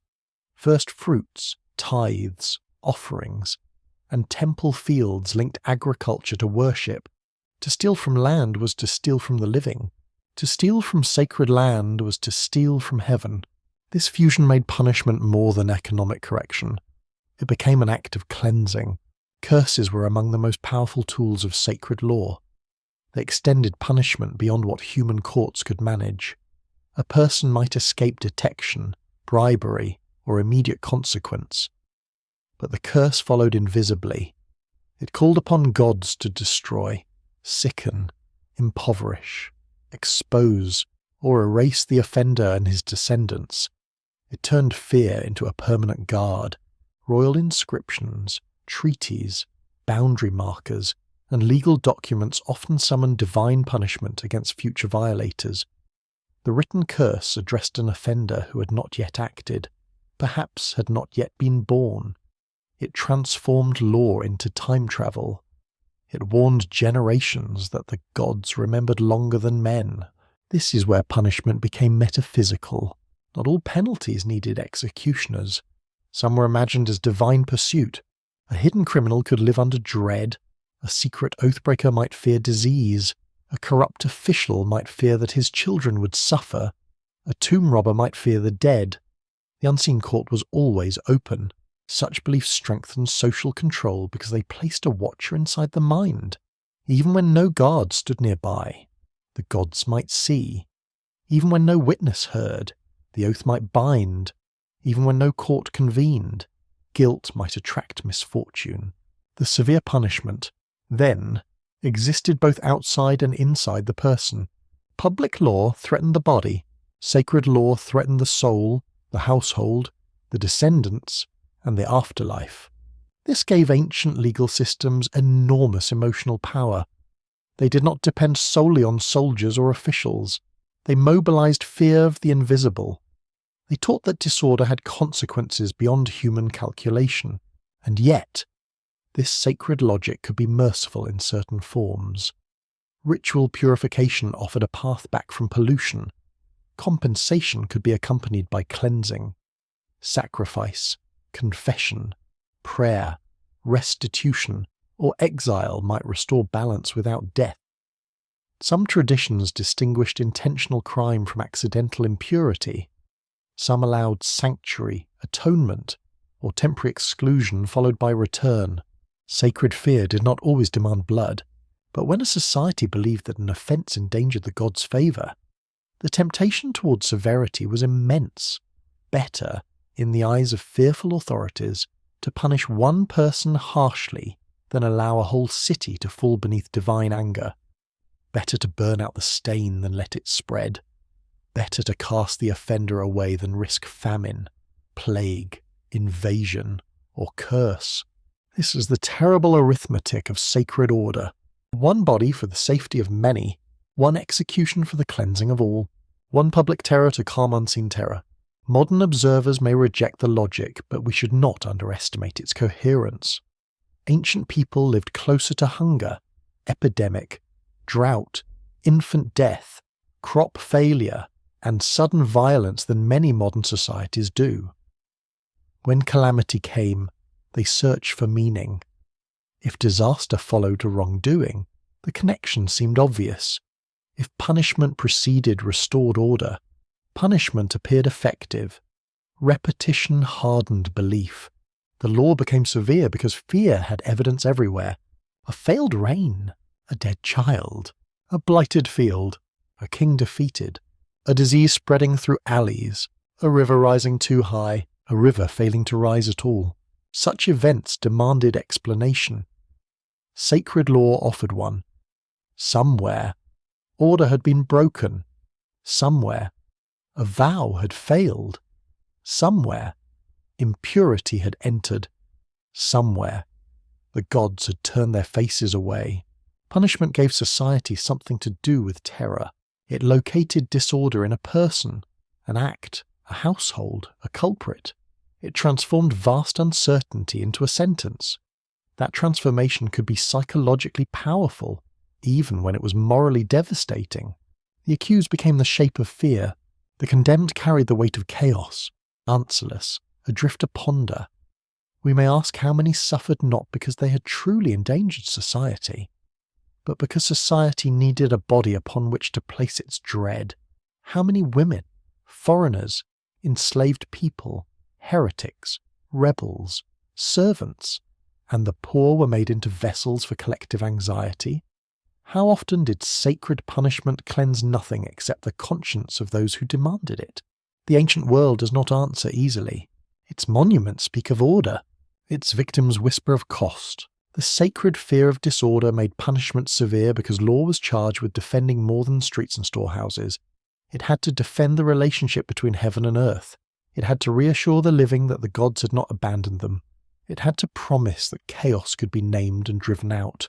Only time will tell what future discoveries will be made, what hidden temple records, ritual texts, legal tablets, forensic evidence, and buried sanctuaries may yet reveal about the boundary between justice and sacrifice in the ancient imagination. For now, the pattern remains unmistakable. Where crime became pollution, punishment became purification. Where law served the gods, mercy became dangerous. Where disorder threatened the cosmos, the human body stood nearest the flame. Rome understood punishment as architecture, not merely as anger, not merely as vengeance, not merely as sacred cleansing, but as one of the great structures by which a vast human world could be held together. Roads, aqueducts, walls, forts, harbours, tax offices, law courts, military camps, and execution grounds all belong to the same imperial imagination. Each announced that Rome had arrived, that Rome remembered, that Rome measured, that Rome commanded.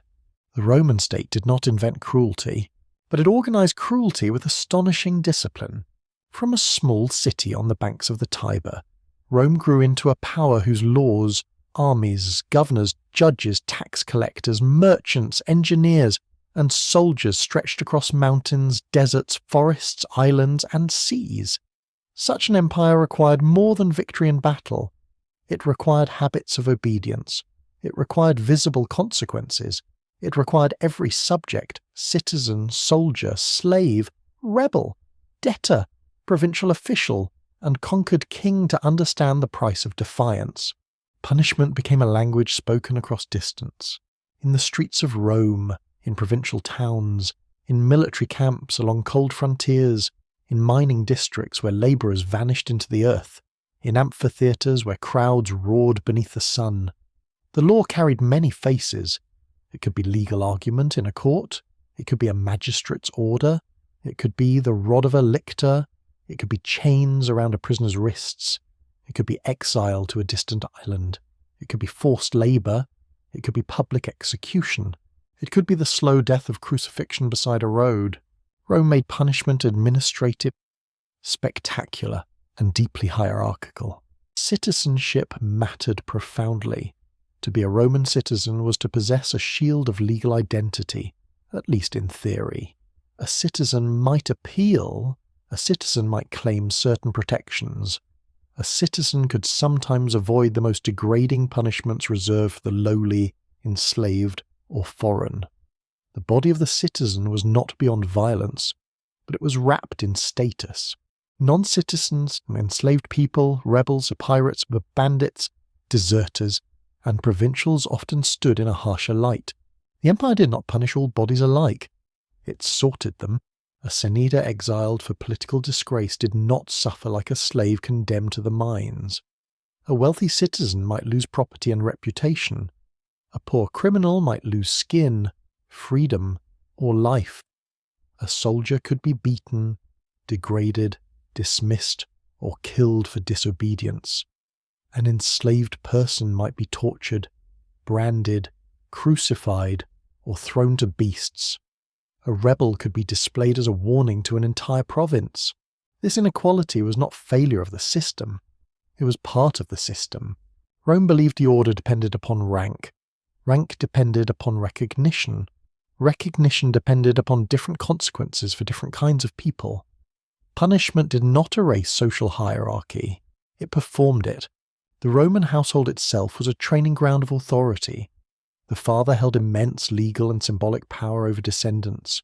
The master held power over enslaved people. The patron commanded loyalty from clients. The commander disciplined soldiers. The magistrate commanded citizens and subjects.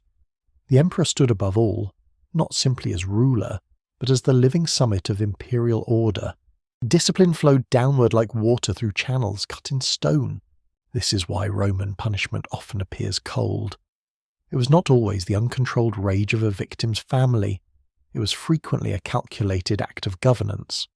The empire punished to classify. It punished to deter. It punished to display. It punished to remind everyone where they stood. The rods and axes carried by attendants of certain magistrates were symbols of this power. They represented the authority to beat and to kill, to discipline bodies in the name of public order. In the city, ritual and law might restrain their use. In the provinces, power could feel far less gentle. Distance from the centre often sharpened the edge of command. Roman courts could be sophisticated. Lawyers argued, evidence was weighed, jurists refined principles. Legal thought developed extraordinary subtlety, influencing centuries far beyond the empire itself.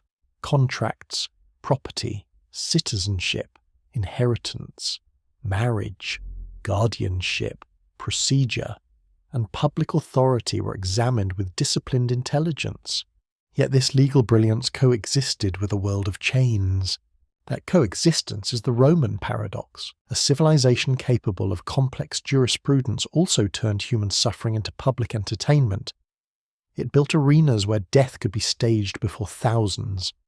It developed refined law, while enslaved people laboured under violence. It spoke of civic virtue, while crucified bodies lined roads after revolt. It celebrated discipline, while power could be applied with merciless asymmetry. The amphitheatre stands as one of Rome's most haunting spaces of punishment and spectacle. Its sand absorbed blood from criminals, captives, animals, gladiators, and condemned performers in the theatre of death. Not every death in the arena was judicial punishment, but punishment and entertainment often met there. The crowd became witness, participant, and beneficiary of imperial messaging. In the arena, Rome made domination visible. The condemned might be dressed as mythical figures, exposed to beasts, forced into hopeless combat, burned, stabbed, or displayed in choreographed scenes of death. The spectacle told the audience that chaos had been captured and placed under Roman control. Wild animals from distant lands, prisoners from conquered peoples, criminals from the margins, all appeared in a space designed to prove that Rome could gather the world and command it to die on schedule. The crowd did not merely watch punishment, it watched empire arranged as theatre. Sound mattered. The roar of the spectators, the trumpet calls, the creak of gates, the growl of animals, the shouted pleas of the condemned, the dull impact of bodies on sand. Smell mattered too. Dust, sweat, blood, iron, perfume, animal musk, hot stone, and the food carried by spectators. The senses were pulled into law's performance. Punishment became memory because it entered the body of the witness. Crucifixion was perhaps the most infamous Roman punishment, and its terror rested not only in death, but in time. It was slow, public, humiliating, and deliberately placed where others could see. The victim was lifted between earth and sky, exposed to heat, thirst, insects, ridicule, and helplessness. The body became a signpost of state power. Crucifixion was used especially for those Rome considered beneath the dignity of cleaner death. Enslaved people, rebels, bandits, and enemies of the social order. Its message was unmistakable. This is what happens to those who challenge the structure that holds you all. A crucified body beside a road spoke to travellers, traders, peasants, soldiers, and villagers. It did not require literacy. It did not require explanation. Its meaning was suspended in plain sight. Do not rebel. Do not flee. Do not steal from power. Do not imagine that distance will hide you. Such punishments were severe because Rome feared disorder at scale. A revolt in one province could inspire another. A mutiny in one legion could endanger a frontier. A slave uprising could terrify households across Italy. Banditry could disrupt tax collection and trade. Piracy could threaten grain routes. Urban unrest could shake politics in the capital. The empire's vastness made example necessary in Roman eyes. If authority could not be personally present everywhere, fear could travel in its place. The army perfected discipline with particular severity. Rome's legions were instruments of conquest, but also schools of obedience. Soldiers marched, dug, built, guarded, fought, and endured under strict command. Cowardice, desertion, mutiny, theft, sleeping on duty, and disobedience could bring harsh penalties because military failure had collective consequences. One sleeping guard could endanger a camp. One act of panic could break a line. One mutinous voice could infect a legion. Military punishment was therefore designed to teach the group through the suffering of the individual. Beating, humiliation, loss of status, execution, and in extreme cases collective penalties all served the same logic. The soldier's body belonged not fully to himself, but to discipline. His courage, obedience, and endurance were public resources. Rome did not only punish bodies, it punished place and identity. Exile was a powerful tool, especially for elites. To be sent away from Rome, from property, friends, clients, public life, and ancestral honour could be devastating. A noble might keep his body intact, yet lose the social world that made life meaningful. Exile recognised that for the highborn, disgrace and displacement could wound as deeply as iron. This again reveals inequality. The elite were often punished through status, the lowly through flesh. Forced labour also formed part of the Roman machinery of punishment. Mines, quarries, public works, and galleys could consume human life slowly. Condemnation to labour might appear less dramatic than execution, but it could be a prolonged death sentence in mines, darkness, dust, exhaustion, hunger, disease, and violence turned the condemned into expendable force. The state extracted value from punishment. Here, cruelty became economic. The criminal, captive, or enslaved worker was not merely removed from society, he was used. Stone could be quarried, metal could be mined, roads could be built, ships could move. Punishment fed infrastructure.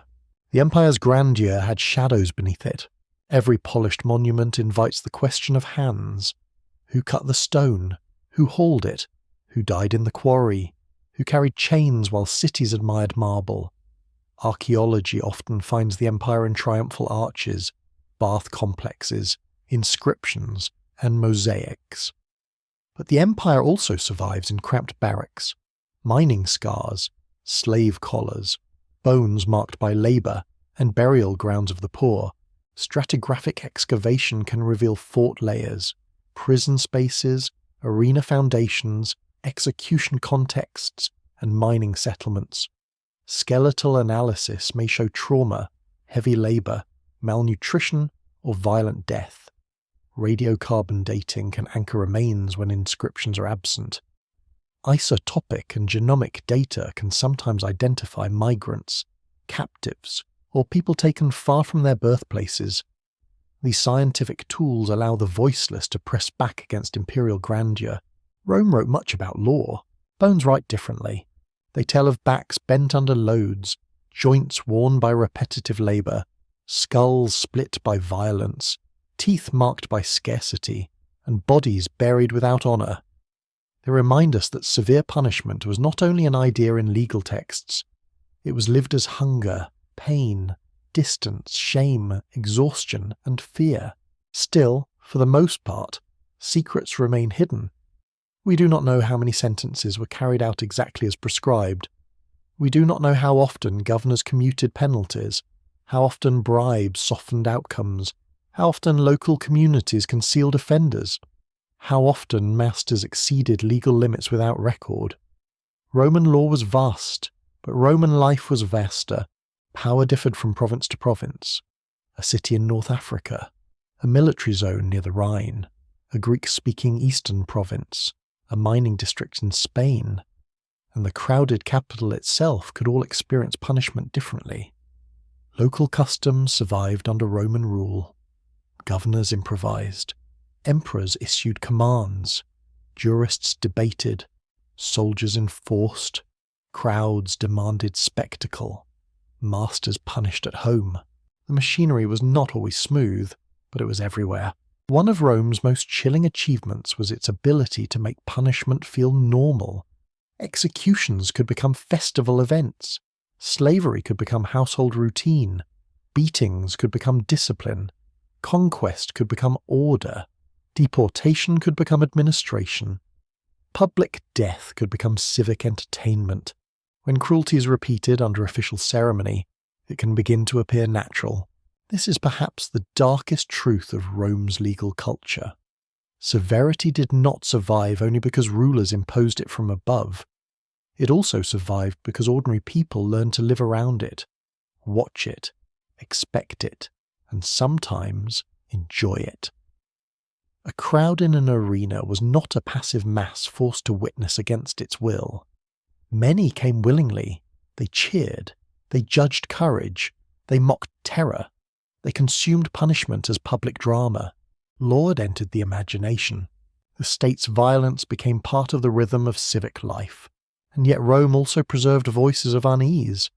Philosophers, moralists, religious teachers, and some writers questioned cruelty, excess, anger, and spectacle, not always in ways that match later ideals, and not always consistently, but enough to show that ancient people were not blind to the horror around them. Some saw that punishment could degrade the punisher. Some warned against rage. Some praised clemency as a ruler's virtue. Some recoiled from needless suffering. Mercy existed in Roman thought, but it competed with fear, pride, politics, and entertainment. Clemency itself could become imperial theatre. An emperor who spared a defeated enemy displayed not weakness, but supreme power. To spare, one must first have the right to destroy. Mercy from above confirmed hierarchy as surely as punishment did. The kneeling captive, the forgiving ruler, the grateful crowd, all formed another stage of domination. Rome understood both terror and restraint as performances of rule. Answer us adrift to ponder. We ask whether Roman severity created order or merely postponed revolt. Did crucifixion deter rebellion, or deepen hatred beneath obedience? Did public spectacle satisfy the crowd, or train it to hunger for suffering? Did legal hierarchy stabilize society, or carve resentment into its foundations? The empire endured for centuries, yet endurance is not innocence. A system can last because it is wise, because it is adaptable, because it is wealthy, because it is violent, because it persuades, because it terrifies, or because all these forces mingle until they cannot be separated. Rome's punishments were severe because Rome governed a world of immense scale and sharp inequality. It needed discipline in armies, obedience in provinces, labour in estates and mines, trust in contracts, hierarchy in households, grain in cities, and loyalty to imperial authority. When any of these seemed threatened, the response could be ruthless. The machinery of punishment was therefore not an accident at the edge of Roman civilization. It was one of its engines. Only time will tell what future discoveries will be made in the buried cells beneath amphitheatres, in forgotten cemeteries near forts, in mining galleries sealed by collapse, in tablets scratched with legal petitions, in the bones of those who died far from home under Roman power. For now, Rome remains a warning carved in marble and shadow. A civilization may build roads across continents, raise aqueducts over valleys, refine law with disciplined brilliance, and still nail bodies beside those roads as lessons. It may speak of order. It may speak of citizenship. It may speak of justice. And beneath those words, one may still hear the iron gates closing. The ancient household was not a quiet refuge from law. It was one of law's oldest kingdoms. Behind walls of mud brick, timber, stone, reed, plaster, and painted clay. Power lived in intimate form. It sat at the hearth. It slept beside marriage beds. It counted jars of oil, baskets of grain, bolts of cloth, rings of silver, and children not yet old enough to understand the world they had entered. The household was where food was prepared. Ancestors were remembered, property was guarded, labour was organised, names were passed down, and obedience was first learned. For this reason, ancient law watched the family closely. Marriage was not only love, though love surely existed, it was alliance, inheritance, fertility, labour, status, and contract. A wedding joined households, moved property, created obligations, and opened the path by which legitimate children would carry land, goods, memory, and ritual duty into the future. Desire might burn in secret, but marriage belonged to the public order. Punishment became severe when the family seemed threatened because the family was the foundation upon which the larger society rested. If lineage failed, inheritance became uncertain. If inheritance failed, property disputes multiplied. If property disputes multiplied, households fractured. If households fractured, labour weakened. If labour weakened, fields, workshops, temples, and armies suffered. The law therefore entered the marriage chamber with a hard gaze. It asked who had the right to a woman's sexuality. It asked who could claim a child. It asked whether a bride price, dowry, or marriage gift had been paid. It asked what happened if a wife was barren, if a husband abandoned her, if a father promised a daughter and withdrew the agreement, if adultery was alleged, if divorce occurred, if a widow remarried, if sons contested inheritance, if daughters had claims, if adoption reshaped the household line. These were not minor domestic questions. They were the grammar of continuity. In many ancient societies, women's bodies became legal borders. Through them passed lineage, alliance, property, and honour. This made female sexuality a matter of extraordinary concern to fathers, husbands, brothers, and courts. A woman's reputation could carry the reputation of the household. A suspected affair could raise doubts about children and inheritance. A pregnancy could reveal what secrecy tried to hide. A marriage arrangement could strengthen or damage the standing of entire families. Such pressure made a punishment severe, especially for women whose behaviour was judged to endanger household order. This does not mean ancient women were powerless shadows. The record is more complex. Women in different civilizations bought and sold property, managed households, served temples, acted as priestesses, initiated legal claims, inherited goods, arranged business matters, performed skilled labour, influenced politics, and shaped family decisions. Queens, mothers, widows, merchants, landholders, and ritual specialists could wield meaningful authority. Yet authority existed within boundaries, and those boundaries could tighten suddenly. A woman might own property, but still be watched in marriage. She might appear in contracts, but still be punished harshly for sexual suspicion. She might manage a household, but remain under male guardianship. She might be honoured as mother, yet judged severely if she failed to conform to the role expected of her. Ancient law often praised women when they preserved order and punished them when they appeared to disturb it. The mother was sacred. The uncontrolled woman was feared. This contrast runs like a dark thread through many legal traditions. The ideal wife guarded the household, bore children, maintained domestic production, preserved family honour, and respected hierarchy. The woman accused of adultery, sorcery, sexual independence, drunkenness, disobedience, or public impropriety could become a symbol of disorder far larger than herself. Severity gathered where symbolism gathered. Adultery laws reveal this with painful clarity. Adultery was often treated less as mutual private betrayal and more as an offence against male household rights, inheritance certainty, and social rank.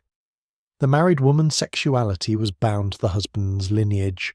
A violation could introduce uncertainty into descent and property transmission. The law's concern was not always emotional fidelity, it was the stability of the line.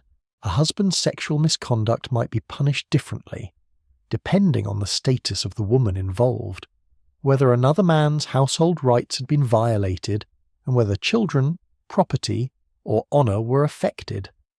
The inequality is stark. The same act of desire could be interpreted through different legal meanings because ancient law measured sexuality through hierarchy. The body of the woman became the guarded gate. The reputation of the man became the defended wall. Punishments could include death, mutilation, divorce, loss of dowry, public shame, forced ordeal, confinement, or social ruin. Sometimes the husband or father had authority to decide. Sometimes the court intervened. Sometimes divine trial was invoked. Sometimes accusation alone could stain a life beyond repair. And here the inner terror appears. In a world where proof was difficult, suspicion could become a weapon. A rival might accuse, a husband might seek advantage, a family might hide scandal, a community might turn rumour into judgment, a woman's voice might be doubted against male testimony. Yet in other cases, legal procedures tried to restrain false accusation, demanding witnesses, oaths or ordeals. The law both endangered and protected, often in the same breath. Still, for the most part, secrets remain hidden. We rarely hear the accused woman's thoughts. We rarely know whether she loved, resisted, was coerced, falsely blamed, politically targeted, or trapped by arrangements made by others. Her life appears in legal clauses, not in her own full story.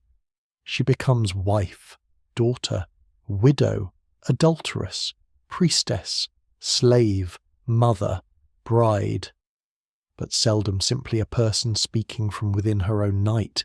The silence is heavy. Marriage also carried economic consequences. Dowries, bride wealth, gifts, and household goods moved between families. These transfers were not romantic ornaments. They protected women in some situations, compensated families in others, and established obligations. If divorce occurred, law had to decide who kept what. If a husband died, law had to decide whether the widow could remain in the household, return to her family, inherit, manage property for children, or remarry. A widow could be vulnerable because she stood at a crossroads of property and lineage. She might be protected by law as a figure needing support, yet also controlled because her remarriage or independence could redirect wealth. Her body, labour, and fertility remained socially significant even after the death of her husband. A widow with sons might possess influence as mother of heirs. A widow without sons might face uncertainty. A widow with property might attract pressure. A widow without protection might fall into poverty. Ancient punishments and restrictions around widowhood, remarriage, and inheritance often reveal societies trying to control the flow of wealth through women's lives. Daughters also stood within this legal geometry. A daughter could be cherished, but she was also a potential marriage alliance. Her future might be arranged to strengthen ties, settle obligations, or preserve property.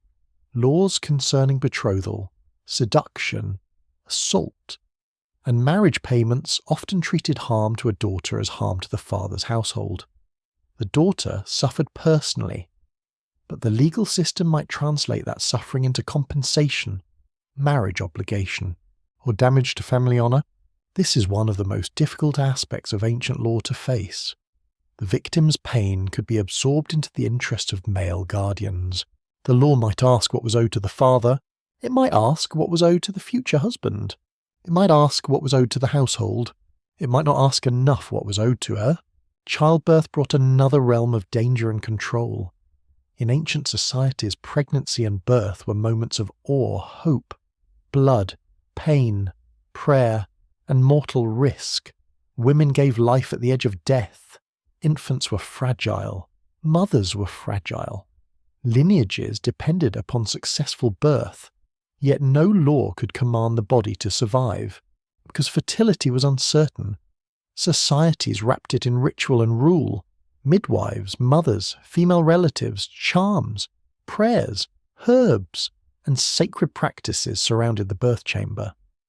Law entered when questions of legitimacy, inheritance, exposure, adoption, or maternal status arose.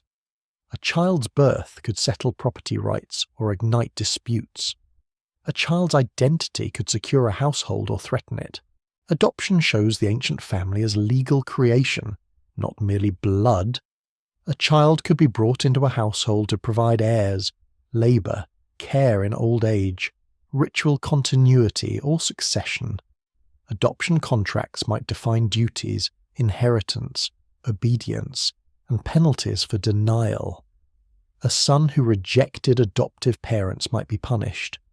Parents who cast out an adopted child unjustly might face consequences. The law treated family bonds as constructed obligations, not only natural affection. This precision reveals anxiety. The household needed continuity, and continuity could be manufactured when birth failed. Severe penalties for filial disobedience also make sense within this world. A son who struck, cursed, denied, or abandoned his parents did not merely hurt individuals. He threatened the chain of care between generations. Parents fed children when helpless.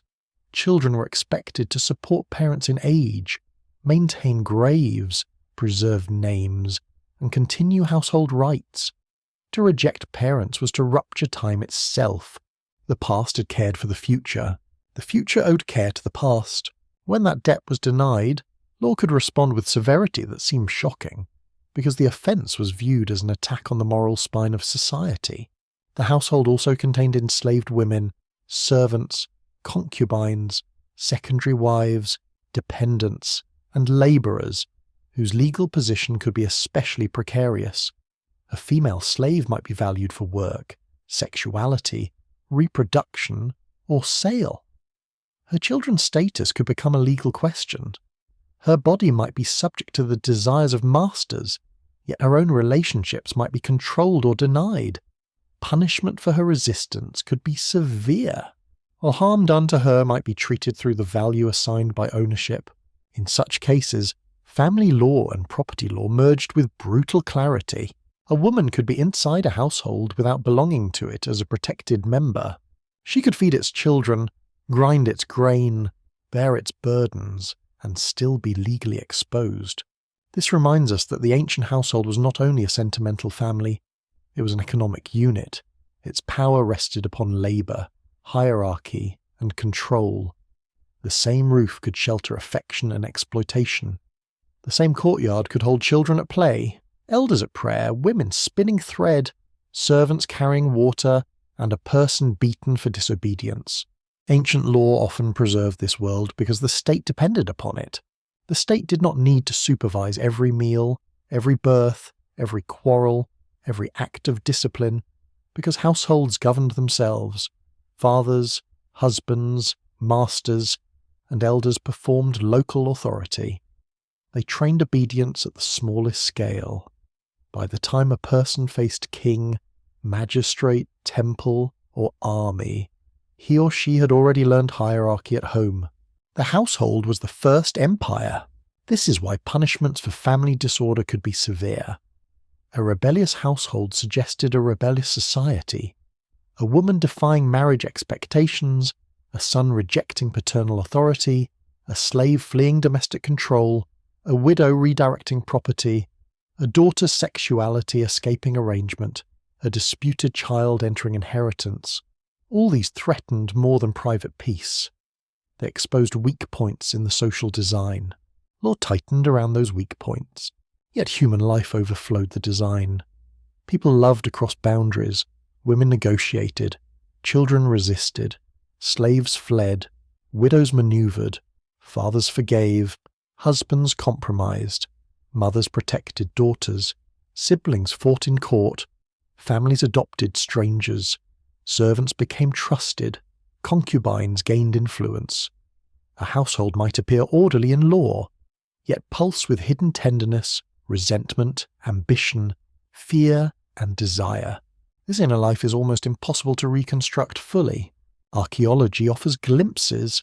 House plans reveal domestic organisation, loom weights, grinding stones, ovens, storage jars, needles, spindle whorls, toys, amulets, cosmetics, seals, and small household shrines reveal the daily work and belief of those who rarely appear in royal inscriptions. Burials show gendered patterns, maternal risks, childhood mortality, and differences in status. Skeletal remains can show repetitive labour, childbirth trauma, violence, nutrition, and care during illness. Genomic data can reveal kinship within cemeteries, adoption patterns only indirectly, migration through marriage, and the presence of outsiders in family burial spaces. The ground beneath ancient homes is full of quiet testimony. A broken figurine near a hearth, a child buried beneath a floor, a woman's worn knees from grinding grain, a seal used to manage goods, a room where food was stored behind a controlled doorway, a threshold polished by generations of feet. These traces do not speak in legal formulas, yet they remind us that family law was lived in rooms, not only written in codes. Every severe rule touched actual breath, actual hunger, actual childbirth, actual grief. Answerless, adrift to ponder. We ask how many ancient punishments were carried out in the name of family honour when the deeper cause was fear of losing control. How many women suffered so property could pass without dispute. How many children were disciplined not because they were wicked, but because obedience had become sacred. How many households hid pain behind the language of order. The ancient world offers no single answer. Its laws could protect a wife from abandonment. They could secure a widow's support. They could formalize adoption. They could restrain reckless husbands. They could punish false accusations. They could defend children's inheritance. And still, they could also confine, expose, shame, and destroy. This is the uneasy truth. Family law was never only oppression and never only protection. It was the place where care and control became almost indistinguishable. The same rules that gave a woman claim to property might also bind her sexuality. The same household that fed a child might demand lifelong obedience. The same marriage that secured survival might silence desire. The same inheritance system that preserved ancestors might sacrifice the living to the dead. Ancient punishments were severe in family matters because the family carried too much weight. It was expected to produce children, labour, property order, social rank, ritual continuity, sexual regulation, old age care, and moral discipline. No human institution can carry such burdens without fear, and where fear gathers, punishment waits nearby. Only time will tell what future discoveries will be made, what domestic archives, letters, burial evidence, and hidden household spaces may reveal about ancient women, children, widows, servants, and families whose lives remain half covered by dust. For now, the household stands before us as both shelter and cage. A lamp burns in the corner. A mother bends over a sleeping child. A father counts jars by the wall. A bride sits silent among strangers. A widow listens for footsteps outside the gate. A servant lowers her eyes. And somewhere, unseen but present, the law waits at the threshold. Ancient punishment followed the grain. It followed the plough through wet soil. It followed the shepherd across stony hills. It followed the merchant along caravan roads, the boatman down brown rivers, the tax collector into courtyards, the scribe into storehouses, and the labourer into fields that did not belong to him. Beneath the language of justice, beneath the invocations of gods and kings, lay an older and colder force, the need to protect wealth. Not wealth as modern luxury alone, not coins sleeping in locked rooms, not jewels flashing at feasts, though such things mattered. In the ancient world, wealth was often survival made visible. Grain in a jar, oxen in a stall, wool on a loom, copper tools, irrigation water, olive oil, timber, salt, a field boundary, a fishing right, a donkey carrying goods, and a receipt tablet sealed before witnesses. To steal such things was not always a small private loss. It could be a wound to the fragile economy of life itself. A stolen plough animal might mean a field left untilled. A broken canal gate might ruin a harvest. A dishonest measure in the market might spread mistrust through trade. A missing tax payment might weaken a ruler's army. A temple theft might interrupt the movement of offerings, rations, labour, and authority. A damaged warehouse might threaten food reserves in a hungry season. Ancient law punished property offences severely because property was rarely detached from human survival. But there is a darker layer. The law did not protect all property with equal tenderness because all property was not held by equal hands. The palace, temple, estate, army, and wealthy household often possessed the strongest voice in legal systems. Their losses became public concerns. Their goods became sacred, royal, or civic assets. Their storehouses were not merely private rooms. They were engines of administration. The poor man's hunger could be treated as crime. The rich man's hoard could be treated as order. Here the economics of cruelty become visible. Ancient states rose when surplus could be gathered, counted, guarded, and redistributed. Agriculture made this possible, but agriculture also made theft and control more consequential. Once grain could be stored, it could be taxed. Once it could be taxed, it could support soldiers, priests, builders, officials, and kings. Once it supported these groups, the defence of grain became the defence of the state itself. A granary was more than food. It was power in edible form. To break into such a place was to threaten not only the owner, but the chain of command built upon stored harvests. This is why punishments for theft from palace or temple stores could be extreme. The thief attacked the material foundation of authority. He reached into the belly of the institution. Taxation sharpened the matter further. Early states depended upon predictable extraction. Grain, livestock, textiles, labour days, metals, and other goods moved upward from village to city, from field to storehouse, from household to official. This movement required records, seals, measures, inspectors, and punishments. Without enforcement, the flow might slow. Without flow, the army might go unpaid, canals unmaintained, temples unfed, and building projects abandoned. Thus tax evasion, fraud, smuggling, false accounting, and resistance to collection could become serious offences. The state's survival depended upon convincing people that what was owed would be taken. Severity made the invisible visible. A beaten tax rebel, a confiscated field, a seized animal, a chained debtor, a publicly punished official. These taught that the system had teeth. Debt was another engine of legal severity. In many ancient communities, debt began with need. A family borrowed seed grain after a poor harvest. A farmer pledged future crops. A craftsman borrowed metal.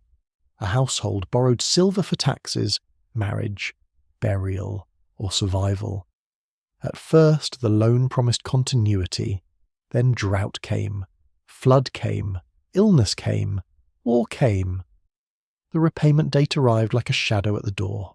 When debt could not be paid, law entered. Land might be pledged. Children might be sent into service. A debtor might labour for the creditor. A wife might be taken into dependency. The language of contract could conceal the sound of despair. What began as an agreement could end as bondage. To the creditor, enforcement was justice. Without repayment, lending collapsed. Without lending, trade and agriculture suffered. To the debtor, enforcement could feel like slow destruction. The same legal act protected one household and devoured another. This is why some ancient rulers proclaimed debt releases. Such acts were not merely kindness, they were political surgery. If too many small farmers lost land, if too many citizens fell into debt bondage, if too many families could no longer serve in armies or produce crops, society itself weakened. A ruler could cancel certain debts to restore balance, win loyalty, and prevent unrest. Mercy could become economic policy. Yet these releases also show how severe the ordinary system could become. E-society does not need sweeping relief unless pressure has grown dangerous. The ancient debt tablet was small, but it could weigh as heavily as stone. Labour lay beneath everything. Fields had to be planted, canals cleared, walls repaired, roads maintained, temples built, ships loaded, animals tended, textiles woven, metals mined, and stones hauled. Punishment often protected the command of labour, because ancient wealth depended on human bodies doing difficult work. A runaway worker, a fleeing slave, a deserting soldier, an absent corvée labourer, a negligent shepherd, a builder who failed. Each disrupted the expectations of those above. The severity of law often increases wherever labour is scarce and essential. A lost worker was not only a missing person, he was a missing harvest, a missing brick quota, a missing tax obligation, a missing oar, a missing spear in the line.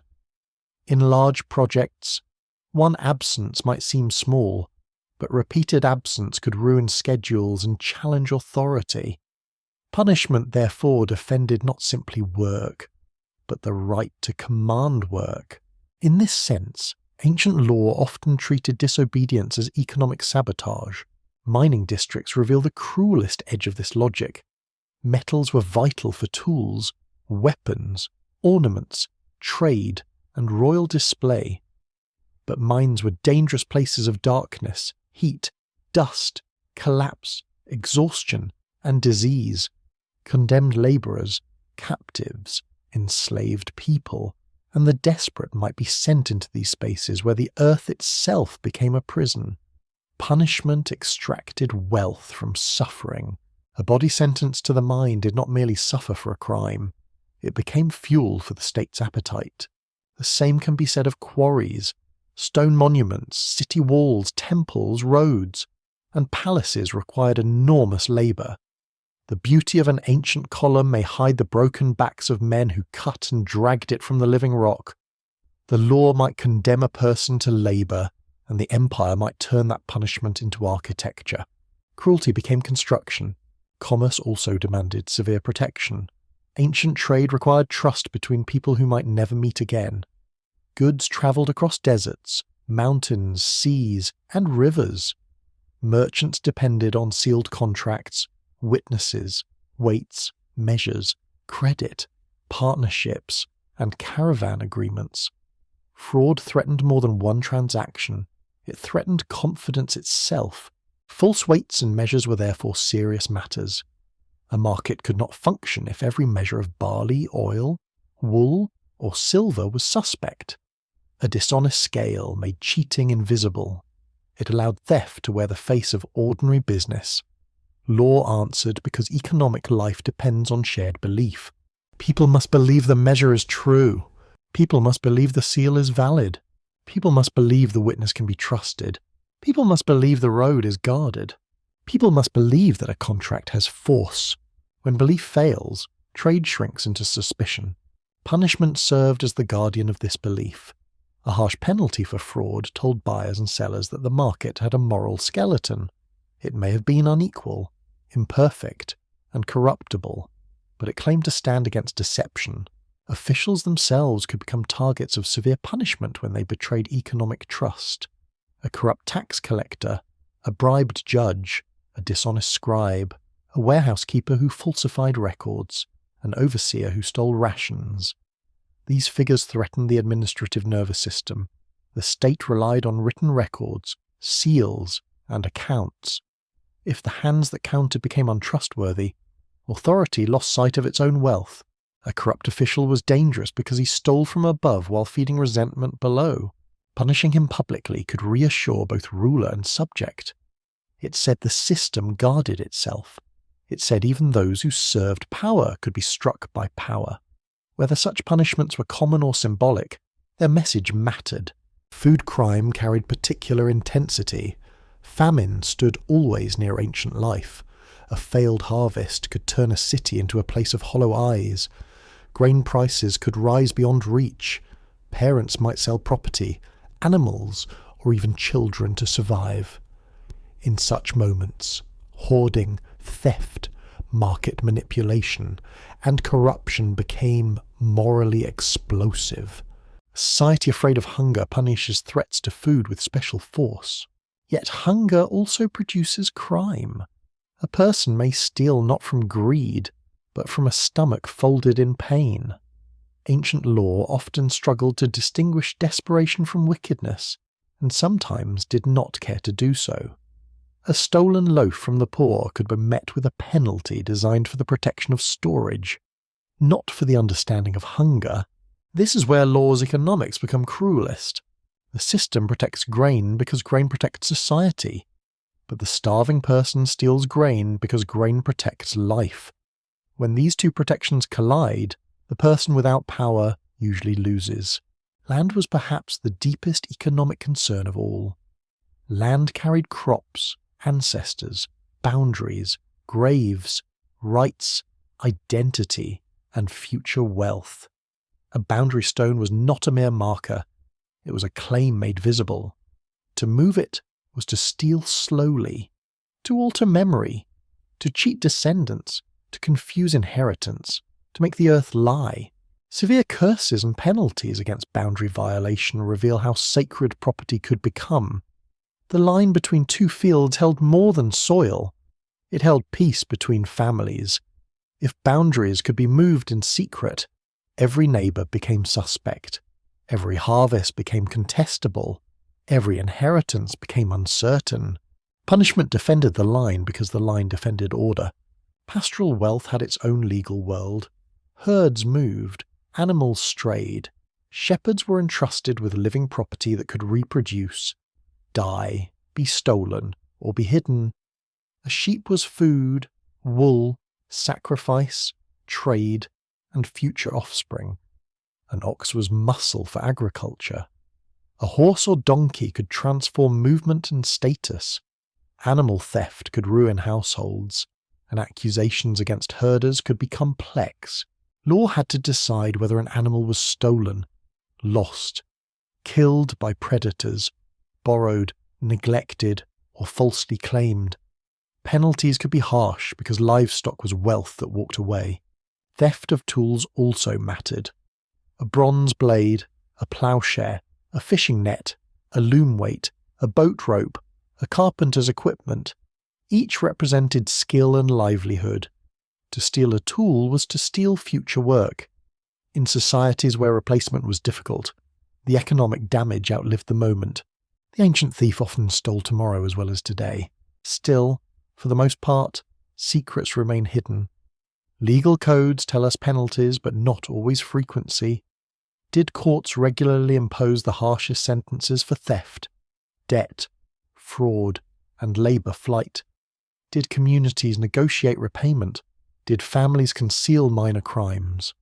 Did officials use severe laws mainly against enemies and the powerless? Did temples forgive some offenders while displaying others? The evidence is uneven. Archaeology helps. Storehouse remains reveal scale. Ceilings show systems of control. Tablets record rations, loans, wages, debts, and delivery failures. Canal deposits show maintenance and neglect. Botanical remains show crop patterns and famine stress. Animal bones reveal herd management. Isotopic analysis can hint at diet differences between classes. Skeletal stress can expose labour inequality. Radiocarbon dating anchors destruction layers, abandoned villages, and periods of environmental pressure. The material world shows us that law was built around resources. Punishment was severe where resources were scarce, concentrated, or essential to authority. This does not make ancient cruelty excusable, it makes it legible. The law's harshness often grew from the fear that economic disorder would become social collapse. Stolen grain could become hunger. Unpaid debt could become class conflict. Fraud could become market failure. Runaway labour could become unfinished canals. Corrupt accounting could become military weakness. Boundary disputes could become family feuds. Tax resistance could become rebellion. The state answered with pain because pain was the quickest message it knew. And yet pain cannot create abundance. It cannot make rain fall, It cannot heal exhausted soil. It cannot fill empty granaries by itself. Severe punishment may protect a system, but it can also hide the deeper causes of instability. A hungry population does not become secure because thieves are mutilated. A debt burden does not vanish because debtors are chained. A corrupt economy does not become fair because one official is punished for display. Cruelty can defend a failing order without repairing it. This is perhaps the most enduring lesson. Ancient punishments were severe because wealth was fragile, and because those who controlled wealth shaped the meaning of crime. The law guarded grain, land, labour, animals, measures, taxes, contracts, and stores. Sometimes this protection made society possible. Sometimes it made suffering permanent. Sometimes it prevented chaos. Sometimes it protected privilege from the consequences of its own extraction. Answerless, adrift to ponder, we stand in the doorway of an ancient granary as evening settles over the fields. The air smells of dust and stored barley. A scribe has sealed the jars. A guard leans against the wall. Beyond the settlement, a poor family looks toward the harvest with fear. Somewhere, a debtor counts the days. Somewhere, an official counts the grain. Somewhere, the law counts the punishments. Only time will tell what future discoveries will be made, what hidden account tablets, ration lists, tax records, tools, bones, and abandoned fields may yet reveal about the economy beneath ancient justice. For now, the truth remains stark. Ancient law was severe because civilization had learned to store wealth, and wealth had learned to defend itself. Punishment became most powerful when it was no longer hidden. A sentence carried out in silence could end a life, break a body, seize a field, or empty a household. But a sentence carried out before watching eyes could do something far greater. It could enter memory. It could become rumour. It could travel down roads, across markets, into kitchens, barracks, workshops, taverns, temples, and fields. It could make the state seem present even in places where no official stood. Ancient rulers understood this with terrible clarity. Justice needed witnesses. A law spoken only in chambers might govern the accused, but a punishment staged in public governed everyone. The crowd did not simply observe the result. The crowd became part of the result. Watching turned private fear into shared knowledge. Shared knowledge became obedience. Obedience became the invisible wall around power. This is why ancient punishment so often moved toward gates, roads, market squares, temple courts, palace entrances, bridges, harbour fronts, military camps, and city walls. These were the places where life gathered and flowed. These were the arteries of the ancient world. A punishment performed there entered the bloodstream of society. A city gate was never merely an opening in a wall. It was a court, a checkpoint, a marketplace, a place of announcements, greetings, accusations, and farewell. People passed through with animals, baskets, carts, tools, letters, debts, secrets, and news.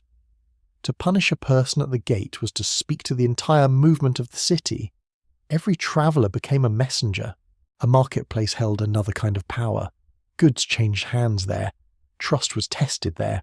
False measures, theft, debt, quarrels, and gossip all lived in its noise.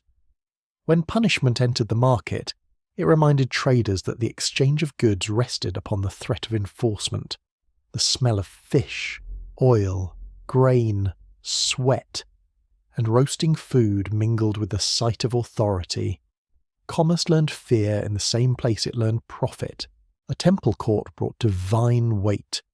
Punishment near sacred space suggested that the gods did not merely approve justice from afar, they watched it unfold. A condemned person standing beneath carved symbols, beside altars and offerings, seemed to stand in the presence of forces beyond human appeal. The act became more than civic discipline. It became ritual display. A road offered a message to strangers, the executed rebel, the exposed criminal, the displayed captive, the warning inscription, each greeted travellers like a grim milestone. A road carried goods, armies, pilgrims, tax collectors, and news. To place punishment beside it was to send fear outward without needing a herald. Performance gave punishment reach.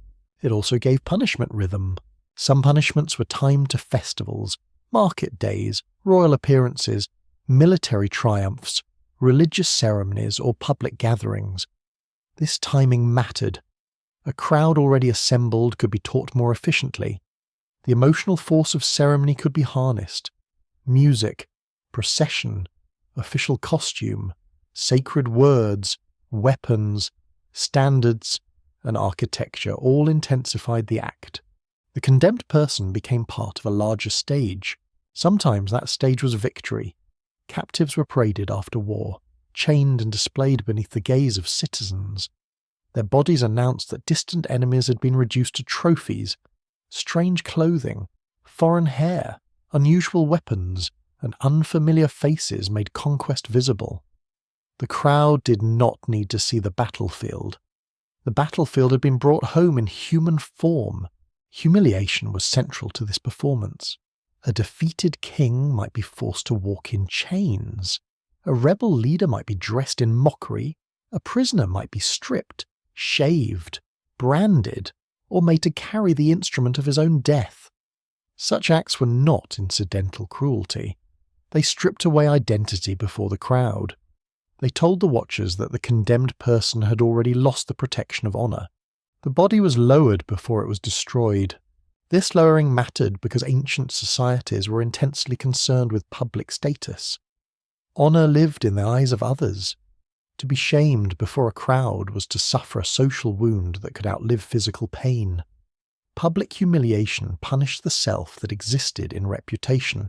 A person could be made ridiculous before being made dead. A noble captive could be reduced to spectacle. A proud rebel could be made small. A thief could be made disgusting. A sexual offender could be made shameful. A corrupt official could be made an example of betrayal. Each performance translated crime into a visible moral drama. The state assigned roles. The judge became voice of order. The executioner became instrument. The crowd became witness. The condemned became disorder embodied. In such moments, law resembled theatre, but the blood was real. Ancient political power often depended on making invisible authority visible. A king could not stand in every village. An emperor could not watch every road. A judge could not hear every quarrel. But a single spectacular punishment could make distant authority feel near. People who saw it would describe it to those who did not. Stories would sharpen in retelling. Fear would grow details. Children would remember fragments for years. The performance outlived the event. This is why inscriptions were so important. A punishment could be carved into stone, painted on walls, stamped onto monuments, or recorded in annals. Royal inscriptions sometimes describe defeated enemies with deliberate brutality. They did not hide violence. They advertised it. The ruler wanted future rebels to imagine what had happened to those who resisted. The text became a permanent crowd. Even when no living witness remained, the inscription kept watching. Images did similar work. Relief carvings of captives, executions, siege scenes, bound prisoners, broken enemies, and triumphant rulers turned punishment into art. Palace walls became theatres of domination. A visitor walking through such spaces entered a carefully arranged world where the king always prevailed, enemies always submitted, and violence always appeared justified. The beauty of the carving could make the cruelty more disturbing.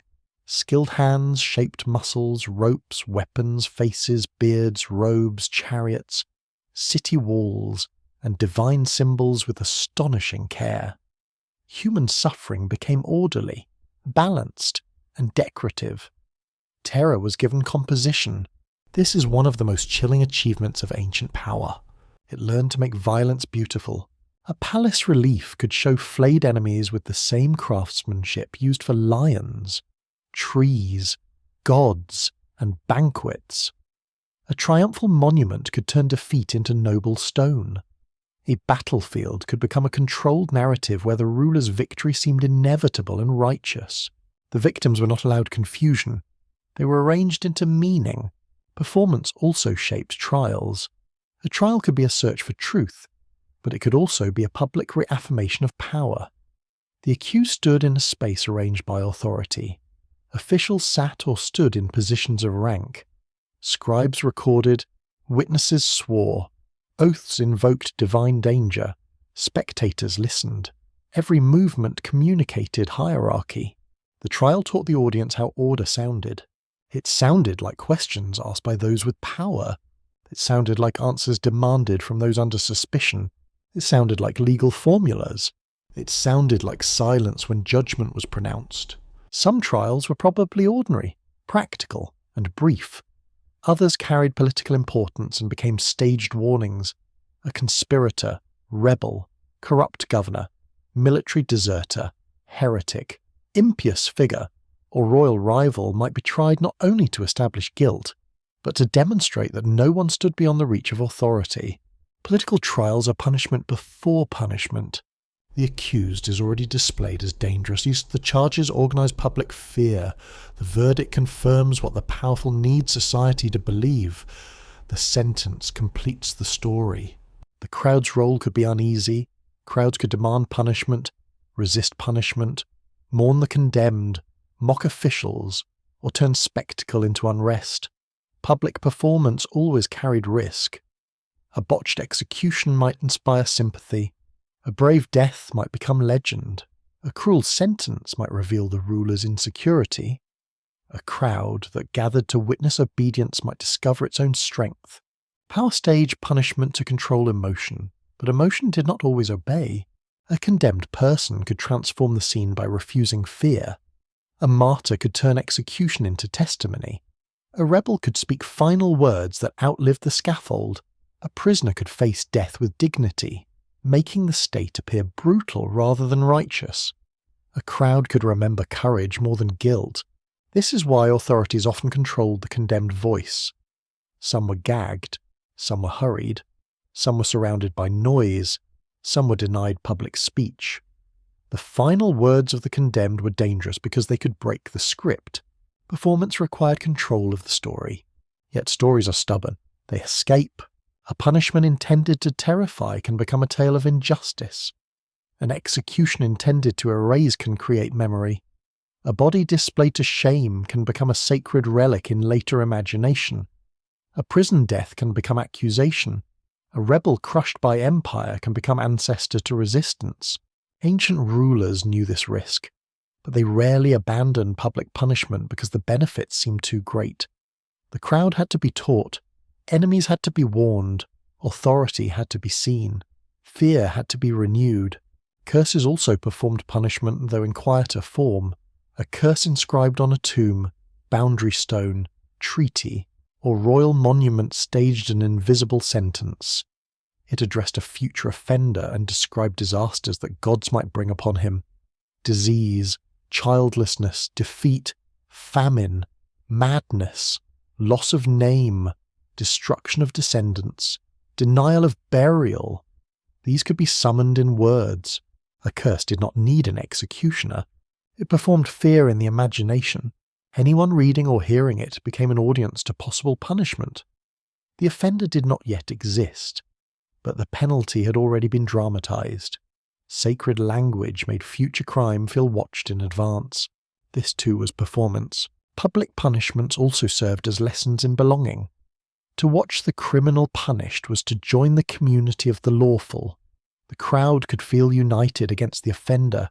Shared condemnation created a temporary bond. People who disagreed about debts, land, marriage, trade, or politics could gather around one figure marked as outside order. The punished person became the boundary of the community. We are not that. We do not do that. We stand with order. Such unity could be powerful, but also dangerous. Societies may become addicted to the clarity of scapegoating. Complex tensions can be placed upon one body.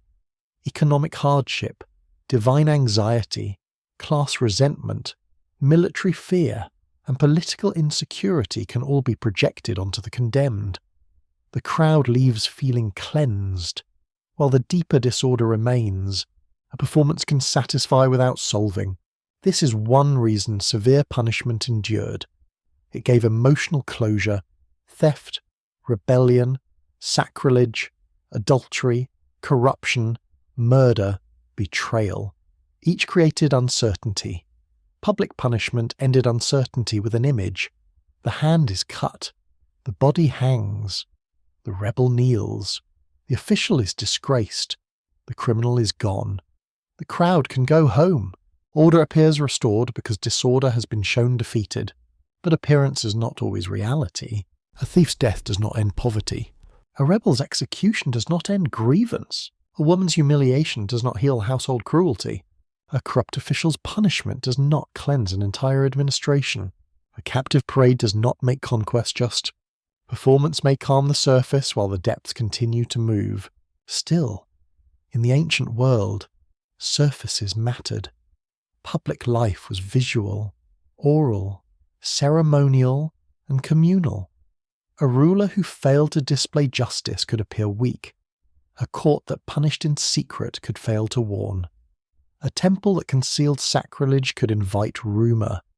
A military commander who did not discipline openly could lose control. Performance was not decoration, it was governance. Archaeology finds these performances in fragments.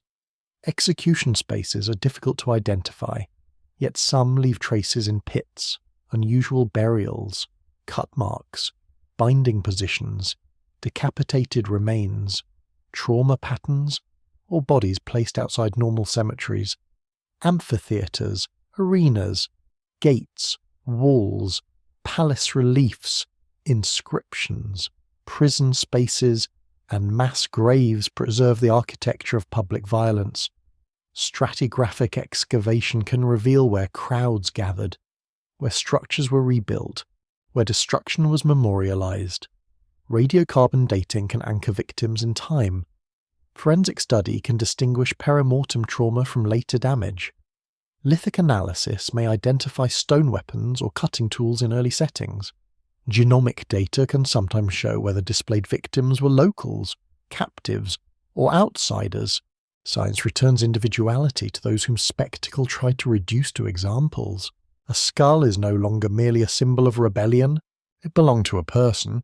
A bound skeleton is no longer merely a warning. It was once breath, hunger, memory, uncut, and fear.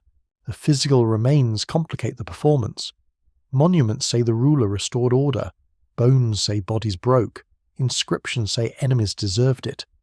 Burial evidence may show haste, humiliation, or denial of care. Royal art turns violence into pattern. Archaeology returns disorder to the scene. Still, for the most part, secrets remain hidden.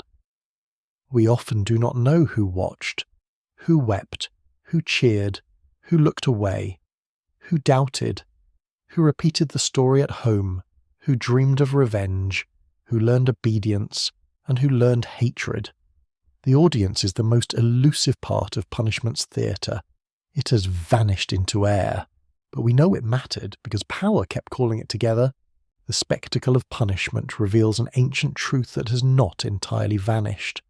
Law is not only a set of rules, it is also a story society tells about itself. It tells who belongs, who threatens, who judges, who suffers, who is pure, who is polluted, who is protected, and who may be sacrificed for the reassurance of the rest. Ancient states told that story in blood, stone, fire, chains, curses, processions, and crowds.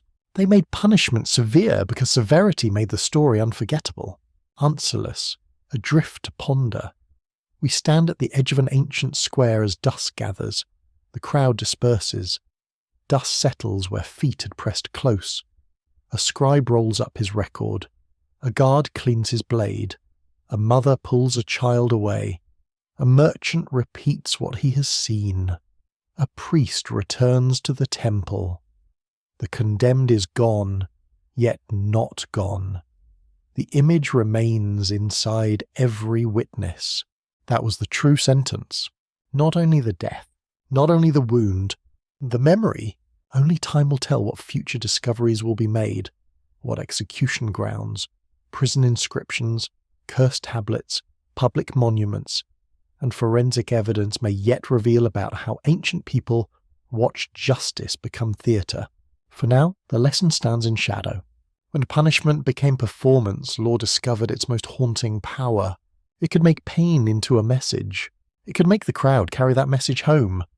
Mercy entered ancient law slowly, like dawn entering a prison corridor, not as a sudden revolution, not as a single golden moment when cruelty vanished from human judgment. The ancient world did not awaken one morning and decide that pain had lost its authority.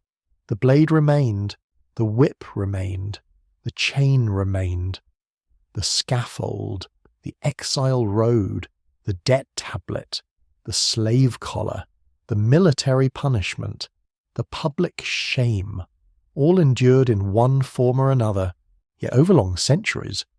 Another question began to trouble the legal imagination. What if punishment should not only terrify? What if the ruler's greatness could be shown not only by destroying the guilty, but by restraining his own power?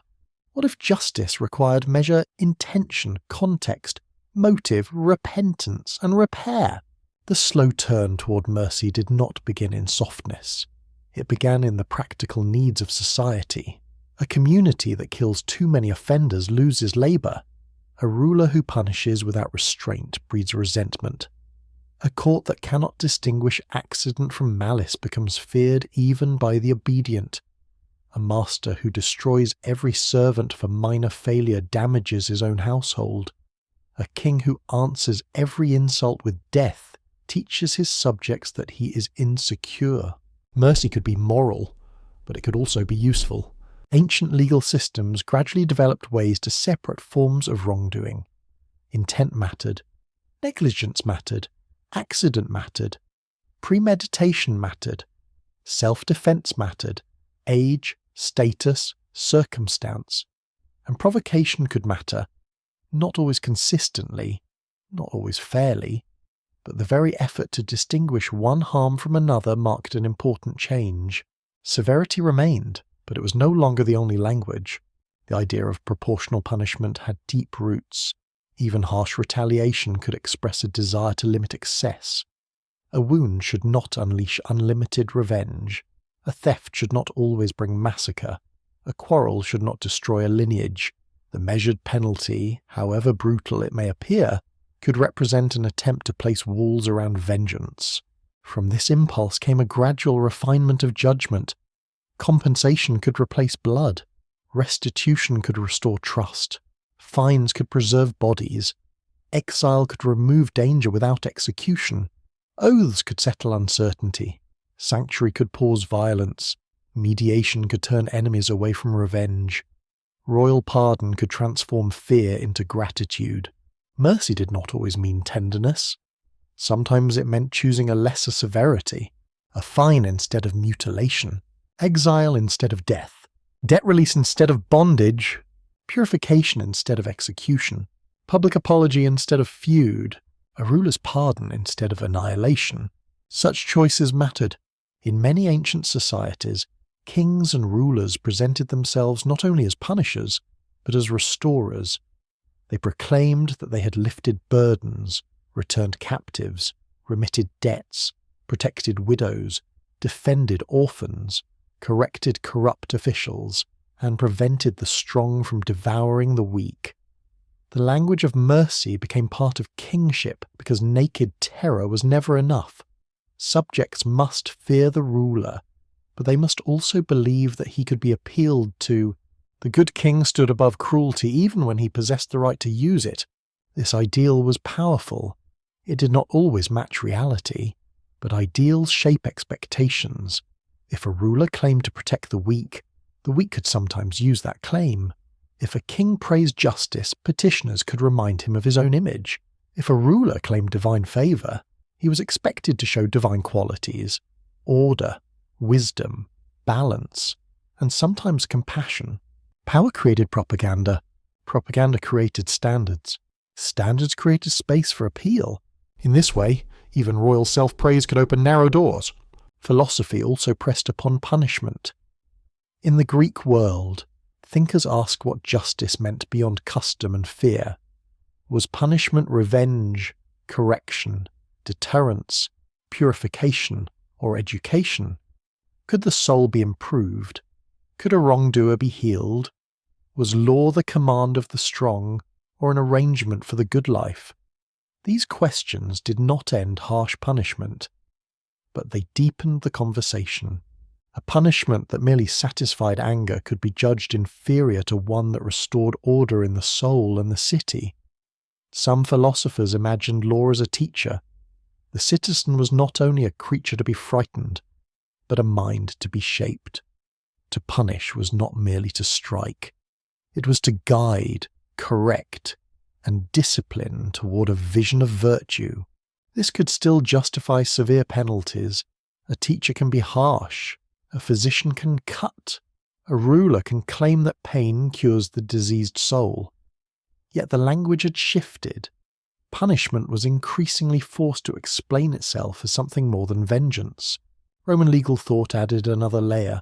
Juris examined procedure, intention, status, contract, inheritance, injury, and authority with disciplined care. Appeals, distinctions, precedents, and interpretations created a legal world where punishment could be argued about. The law could still be savage, especially toward the poor, enslaved, and rebellious, but argument itself mattered. Where argument exists, severity must pass through language before reaching the body. That passage can restrain. Not always, but sometimes. The concept of clemency became especially important in imperial politics. A ruler who spared could appear almost godlike. To pardon a defeated enemy, reduce a sentence, restore an exile, or show restraint after conspiracy allowed the emperor or king to display mastery over anger, clemency said. I am so powerful that I do not need to destroy everyone who falls into my hands. This was mercy as theatre, yet theatre can still save lives.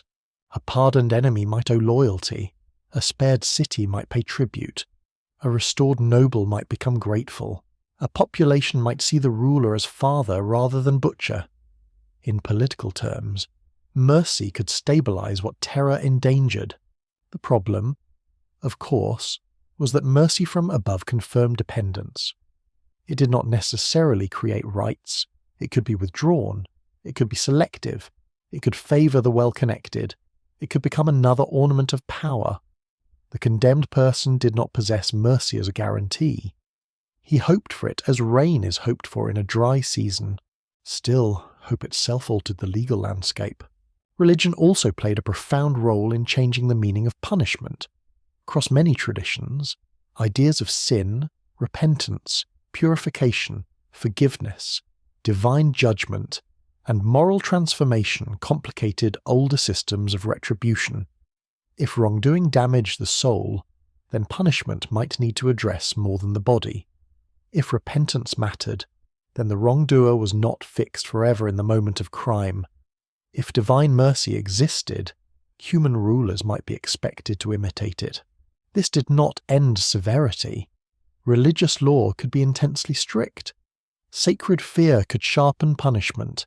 Heresy, sacrilege, impurity, and moral transgression could draw frightening penalties. Yet religion could also create paths of return. Confession, restitution, sacrifice, prayer, fasting, pilgrimage, ritual washing, public penance, and acts of charity could become means by which disorder was repaired without always requiring death. The guilty person could be more than a threat. He could be a soul in danger. That shift mattered. In some traditions, the community's task was not only to remove pollution, but to restore the person who had fallen. The balance between exclusion and reintegration varied widely, but the possibility of reintegration softened the edges of legal imagination. Punishment could become a passage through shame toward return. The idea of sanctuary offered another glimpse of mercy's slow emergence.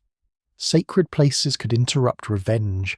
Temples, altars, churches, shrines, and holy precincts might shelter the pursued, at least temporarily. Sanctuary did not always free the guilty. It could lead to negotiation, exile, trial, or controlled surrender. But it placed sacred space between anger and blood. A hand gripping an altar changed the pace of violence. The pursuer had to pause. The crowd had to consider. The gods had been invoked not to demand punishment, but to delay it. Delay itself can be mercy. It gives time for witnesses to gather, for rage to cool, for compensation to be arranged, for the powerful to reconsider, for the accused to speak. Many severe punishments thrive on speed. Mercy often begins by slowing the hand that strikes. Legal procedure performed a similar function. Requirements for witnesses, oaths, documentation, appeals, and formal judgment could restrain private vengeance. Procedure can be cold, but it can also save. A person accused in fury may survive if law demands proof. A family eager for retaliation may be delayed by court process. A ruler tempted by anger may be constrained by custom, precedent, or public expectation. The ancient world never fully escaped arbitrary power, but procedure was one way human beings tried to build distance between accusation and punishment. Distance is civilization's fragile gift, yet reforms often emerge from crisis rather than pure enlightenment. Debt relief came when debt threatened social collapse. Limits on revenge came when feud endangered stability. Protection of widows and orphans came when exploitation became politically dangerous or morally intolerable. Restrictions on officials came when corruption damaged royal authority. Reduced punishments came when older penalties seemed wasteful, excessive, or counterproductive. Mercy frequently appeared when cruelty became inefficient. This does not make mercy false, it makes history human. Societies rarely become kinder only because they have become wiser. They change when fear shifts, when power needs new tools, when economic conditions demand adjustment, when religious imagination deepens, when reformers speak, when victims organize, when rulers seek legitimacy, when old punishments begin to produce more danger than obedience. In the ancient world, compassion and calculation often walk together. A ruler might release debtors out of concern and because he needed soldiers. A judge might reduce a penalty because the offender showed remorse and because the victim accepted payment. A city might abandon a harsh practice because it seemed unjust and because it caused unrest. A religious community might protect the accused because life was sacred and because sanctuary enhanced the power of the sacred institution. Motives mingled like smoke. What matters is that legal severity was never unchallenged. Even in harsh societies, people argued, pleaded, bribed, petitioned, negotiated, mourned, resisted, and appealed. Families begged for sons. Communities asked for leniency. Priests mediated. Philosophers criticized anger. Rulers advertised clemency. Victims sometimes accepted compensation. Officials sometimes ignored maximum penalties. Ordinary life softened the letter of law. The stone may seem absolute, but human practice was often more fluid. This is where archaeology and textual study must move carefully. A severe law preserved in writing does not always prove constant application. A threat may have been symbolic. A maximum penalty may have been rare. A royal inscription may exaggerate cruelty to frighten enemies. A court record may show compromise where a code threatens death. A burial ground may reveal fewer mutilations than the written law suggests. Or, in some cases, bones may reveal a harshness that texts politely conceal. The truth lies in the tension between proclamation and practice. Stratigraphic excavation, forensic study, radiocarbon dating, paleopathology, and analysis of prison spaces, execution sites, court archives, and domestic records all help reconstruct how punishment actually worked. Genomic data may identify outsiders among victims or show kinship patterns in those punished collectively.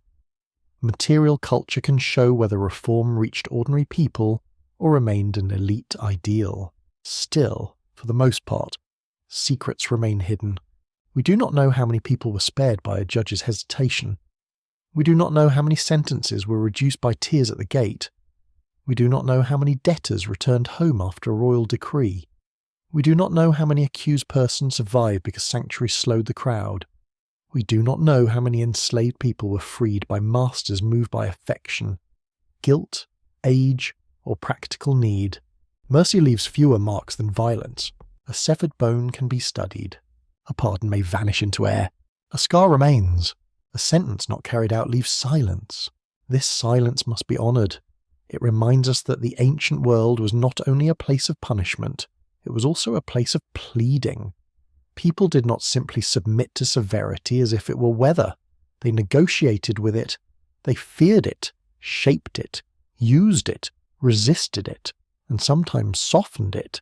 The slow turn toward mercy was not a straight road. It bent, broke, vanished, and reappeared.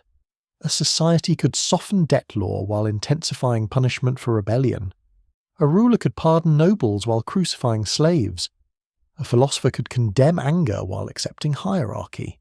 A religious movement could preach forgiveness while demanding death for sacrilege.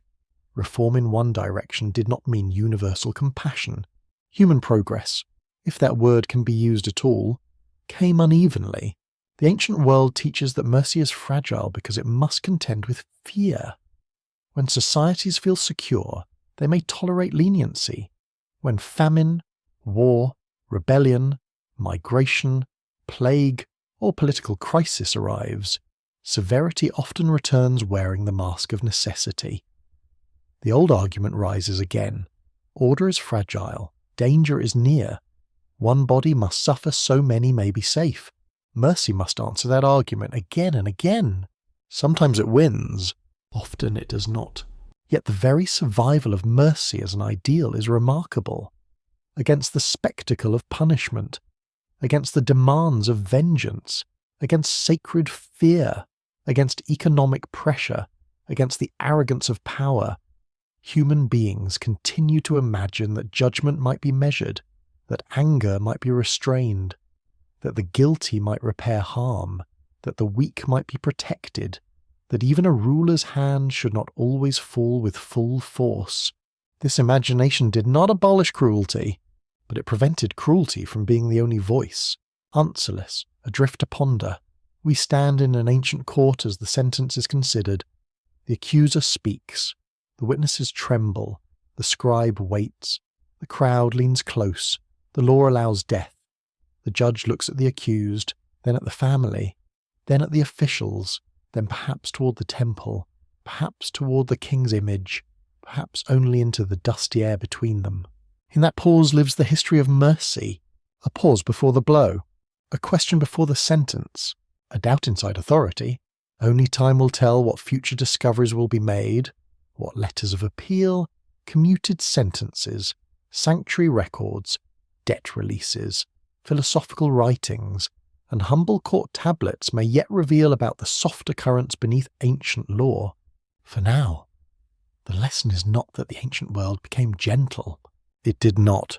The lesson is that even in a world of stone codes, iron chains, sacred curses, and public death, people began to understand that power without restraint could become a crime of its own. And from that understanding, mercy entered law, slowly, unevenly, like light beneath a locked door. The stones still whisper. They whisper from broken courtyards where judges once sat beneath the open sky. They whisper from tablets cracked by heat and time, from steles dragged across empires, from temple walls where curses outlived the hands that carved them, from prison marks scratched into darkness, from bones lifted gently from the earth by modern scholars under white light and careful silence. They whisper that law was never only law. It was fear given shape. It was power-seeking legitimacy. It was memory hardened against chaos. It was the hope that human violence could be contained by rules, even when those rules became violent themselves. The dark truth of ancient punishments is not that ancient people were simple, savage, or morally empty. That is too easy, and it is false.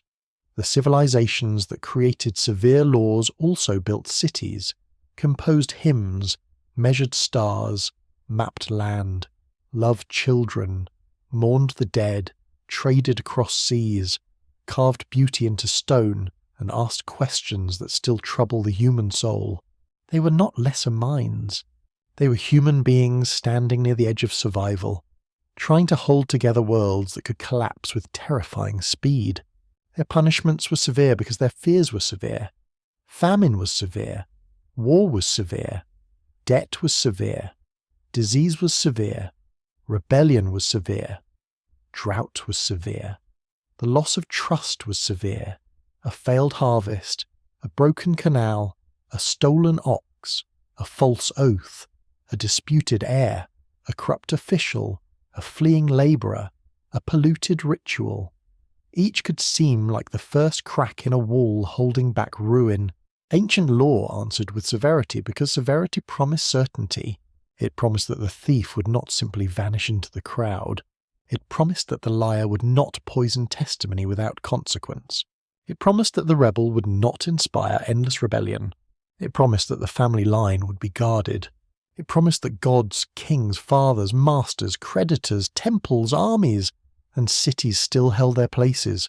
But promises made in fear often demand bodies as proof. A hand removed becomes a promise. A back whipped becomes a promise. A debtor chained becomes a promise. A woman shamed becomes a promise. A rebel executed becomes a promise. A slave branded becomes a promise. A corpse displayed beside the road becomes a promise. The promise is order. The price is suffering. This is why the ancient legal world remains so unsettling. It does not allow us to place cruelty safely in the past. It asks us to look at the deep human desire for visible justice. It asks why societies feel reassured when pain is displayed. It asks why punishment so easily becomes performance. It asks why the weak so often bear the harshest weight of rules written in the name of all. The old law codes are mirrors, not merely relics. They reflect the human craving for balance after harm. They reflect the terror of disorder. They reflect the temptation to confuse vengeance with justice. They reflect the way institutions protect themselves. They reflect the danger of allowing rank, wealth, gender, birth, or citizenship to decide whose pain matters most. Archaeology deepens this reflection because it refuses to let the past remain only an argument of kings. A royal inscription may proclaim justice, but a skeleton may show malnutrition beneath royal order. A law may threaten equality of retaliation among peers, but burial evidence may reveal lives divided sharply by class. A code may describe fines, but bones may reveal labour so hard that bodies aged before their time. A palace wall may show enemies neatly defeated, but excavation may uncover burned homes, scattered tools, and human remains left in haste. The earth corrects the monument. Through stratigraphic excavation, the past is read layer by layer, not as legend, but as lived reality. Through radiocarbon dating, bones, seeds, wood, and destruction horizons are placed within the slow river of time. Through lithic analysis, the oldest technologies of violence and survival are studied with patient care. Through genomic data, hidden kinship, migration, conquest, and ancestry emerge from fragments once thought mute. Science does not remove mystery, it sharpens it. The more we learn, the more human the ancient world becomes. Not cleaner, not kinder, more human. We find evidence of brutality, but also care. We find inequality, but also resilience. We find control, but also negotiation. We find fear carved into law, but also repeated attempts to restrain revenge, protect the vulnerable, regulate debt, preserve inheritance, and imagine mercy. Still, for the most part, the secrets remain hidden. The condemned rarely speak in their own words. The poor leave fewer records than the powerful. Enslaved people appear more often as property than as voices. Women are named in disputes more often than in dreams. Children pass through the archive as heirs, dependents, pledges, or losses, not as full inner worlds. Foreign captives become lists, tribute, labour, and spectacle. The historian must stand before these silences with humility. There is danger in judging the dead too quickly, but also danger in excusing cruelty because it is old. To understand is not to forgive. To explain is not to praise. We can recognize the pressures of famine, state formation, sacred fear, economic fragility, and social hierarchy while still seeing the human cost carved into every severe punishment. The ancient world deserves neither contempt nor romance. It deserves attention. Attention to the judge who may have hesitated. Attention to the victim whose harm demanded answer. Attention to the accused who stood without power. Attention to the ruler who called violence justice. Attention to the crowd that watched. Attention to the child who learned what law meant by seeing fear in adult faces. The legacy of ancient law is not only found in museums, it survives in the questions we still ask. What should punishment accomplish?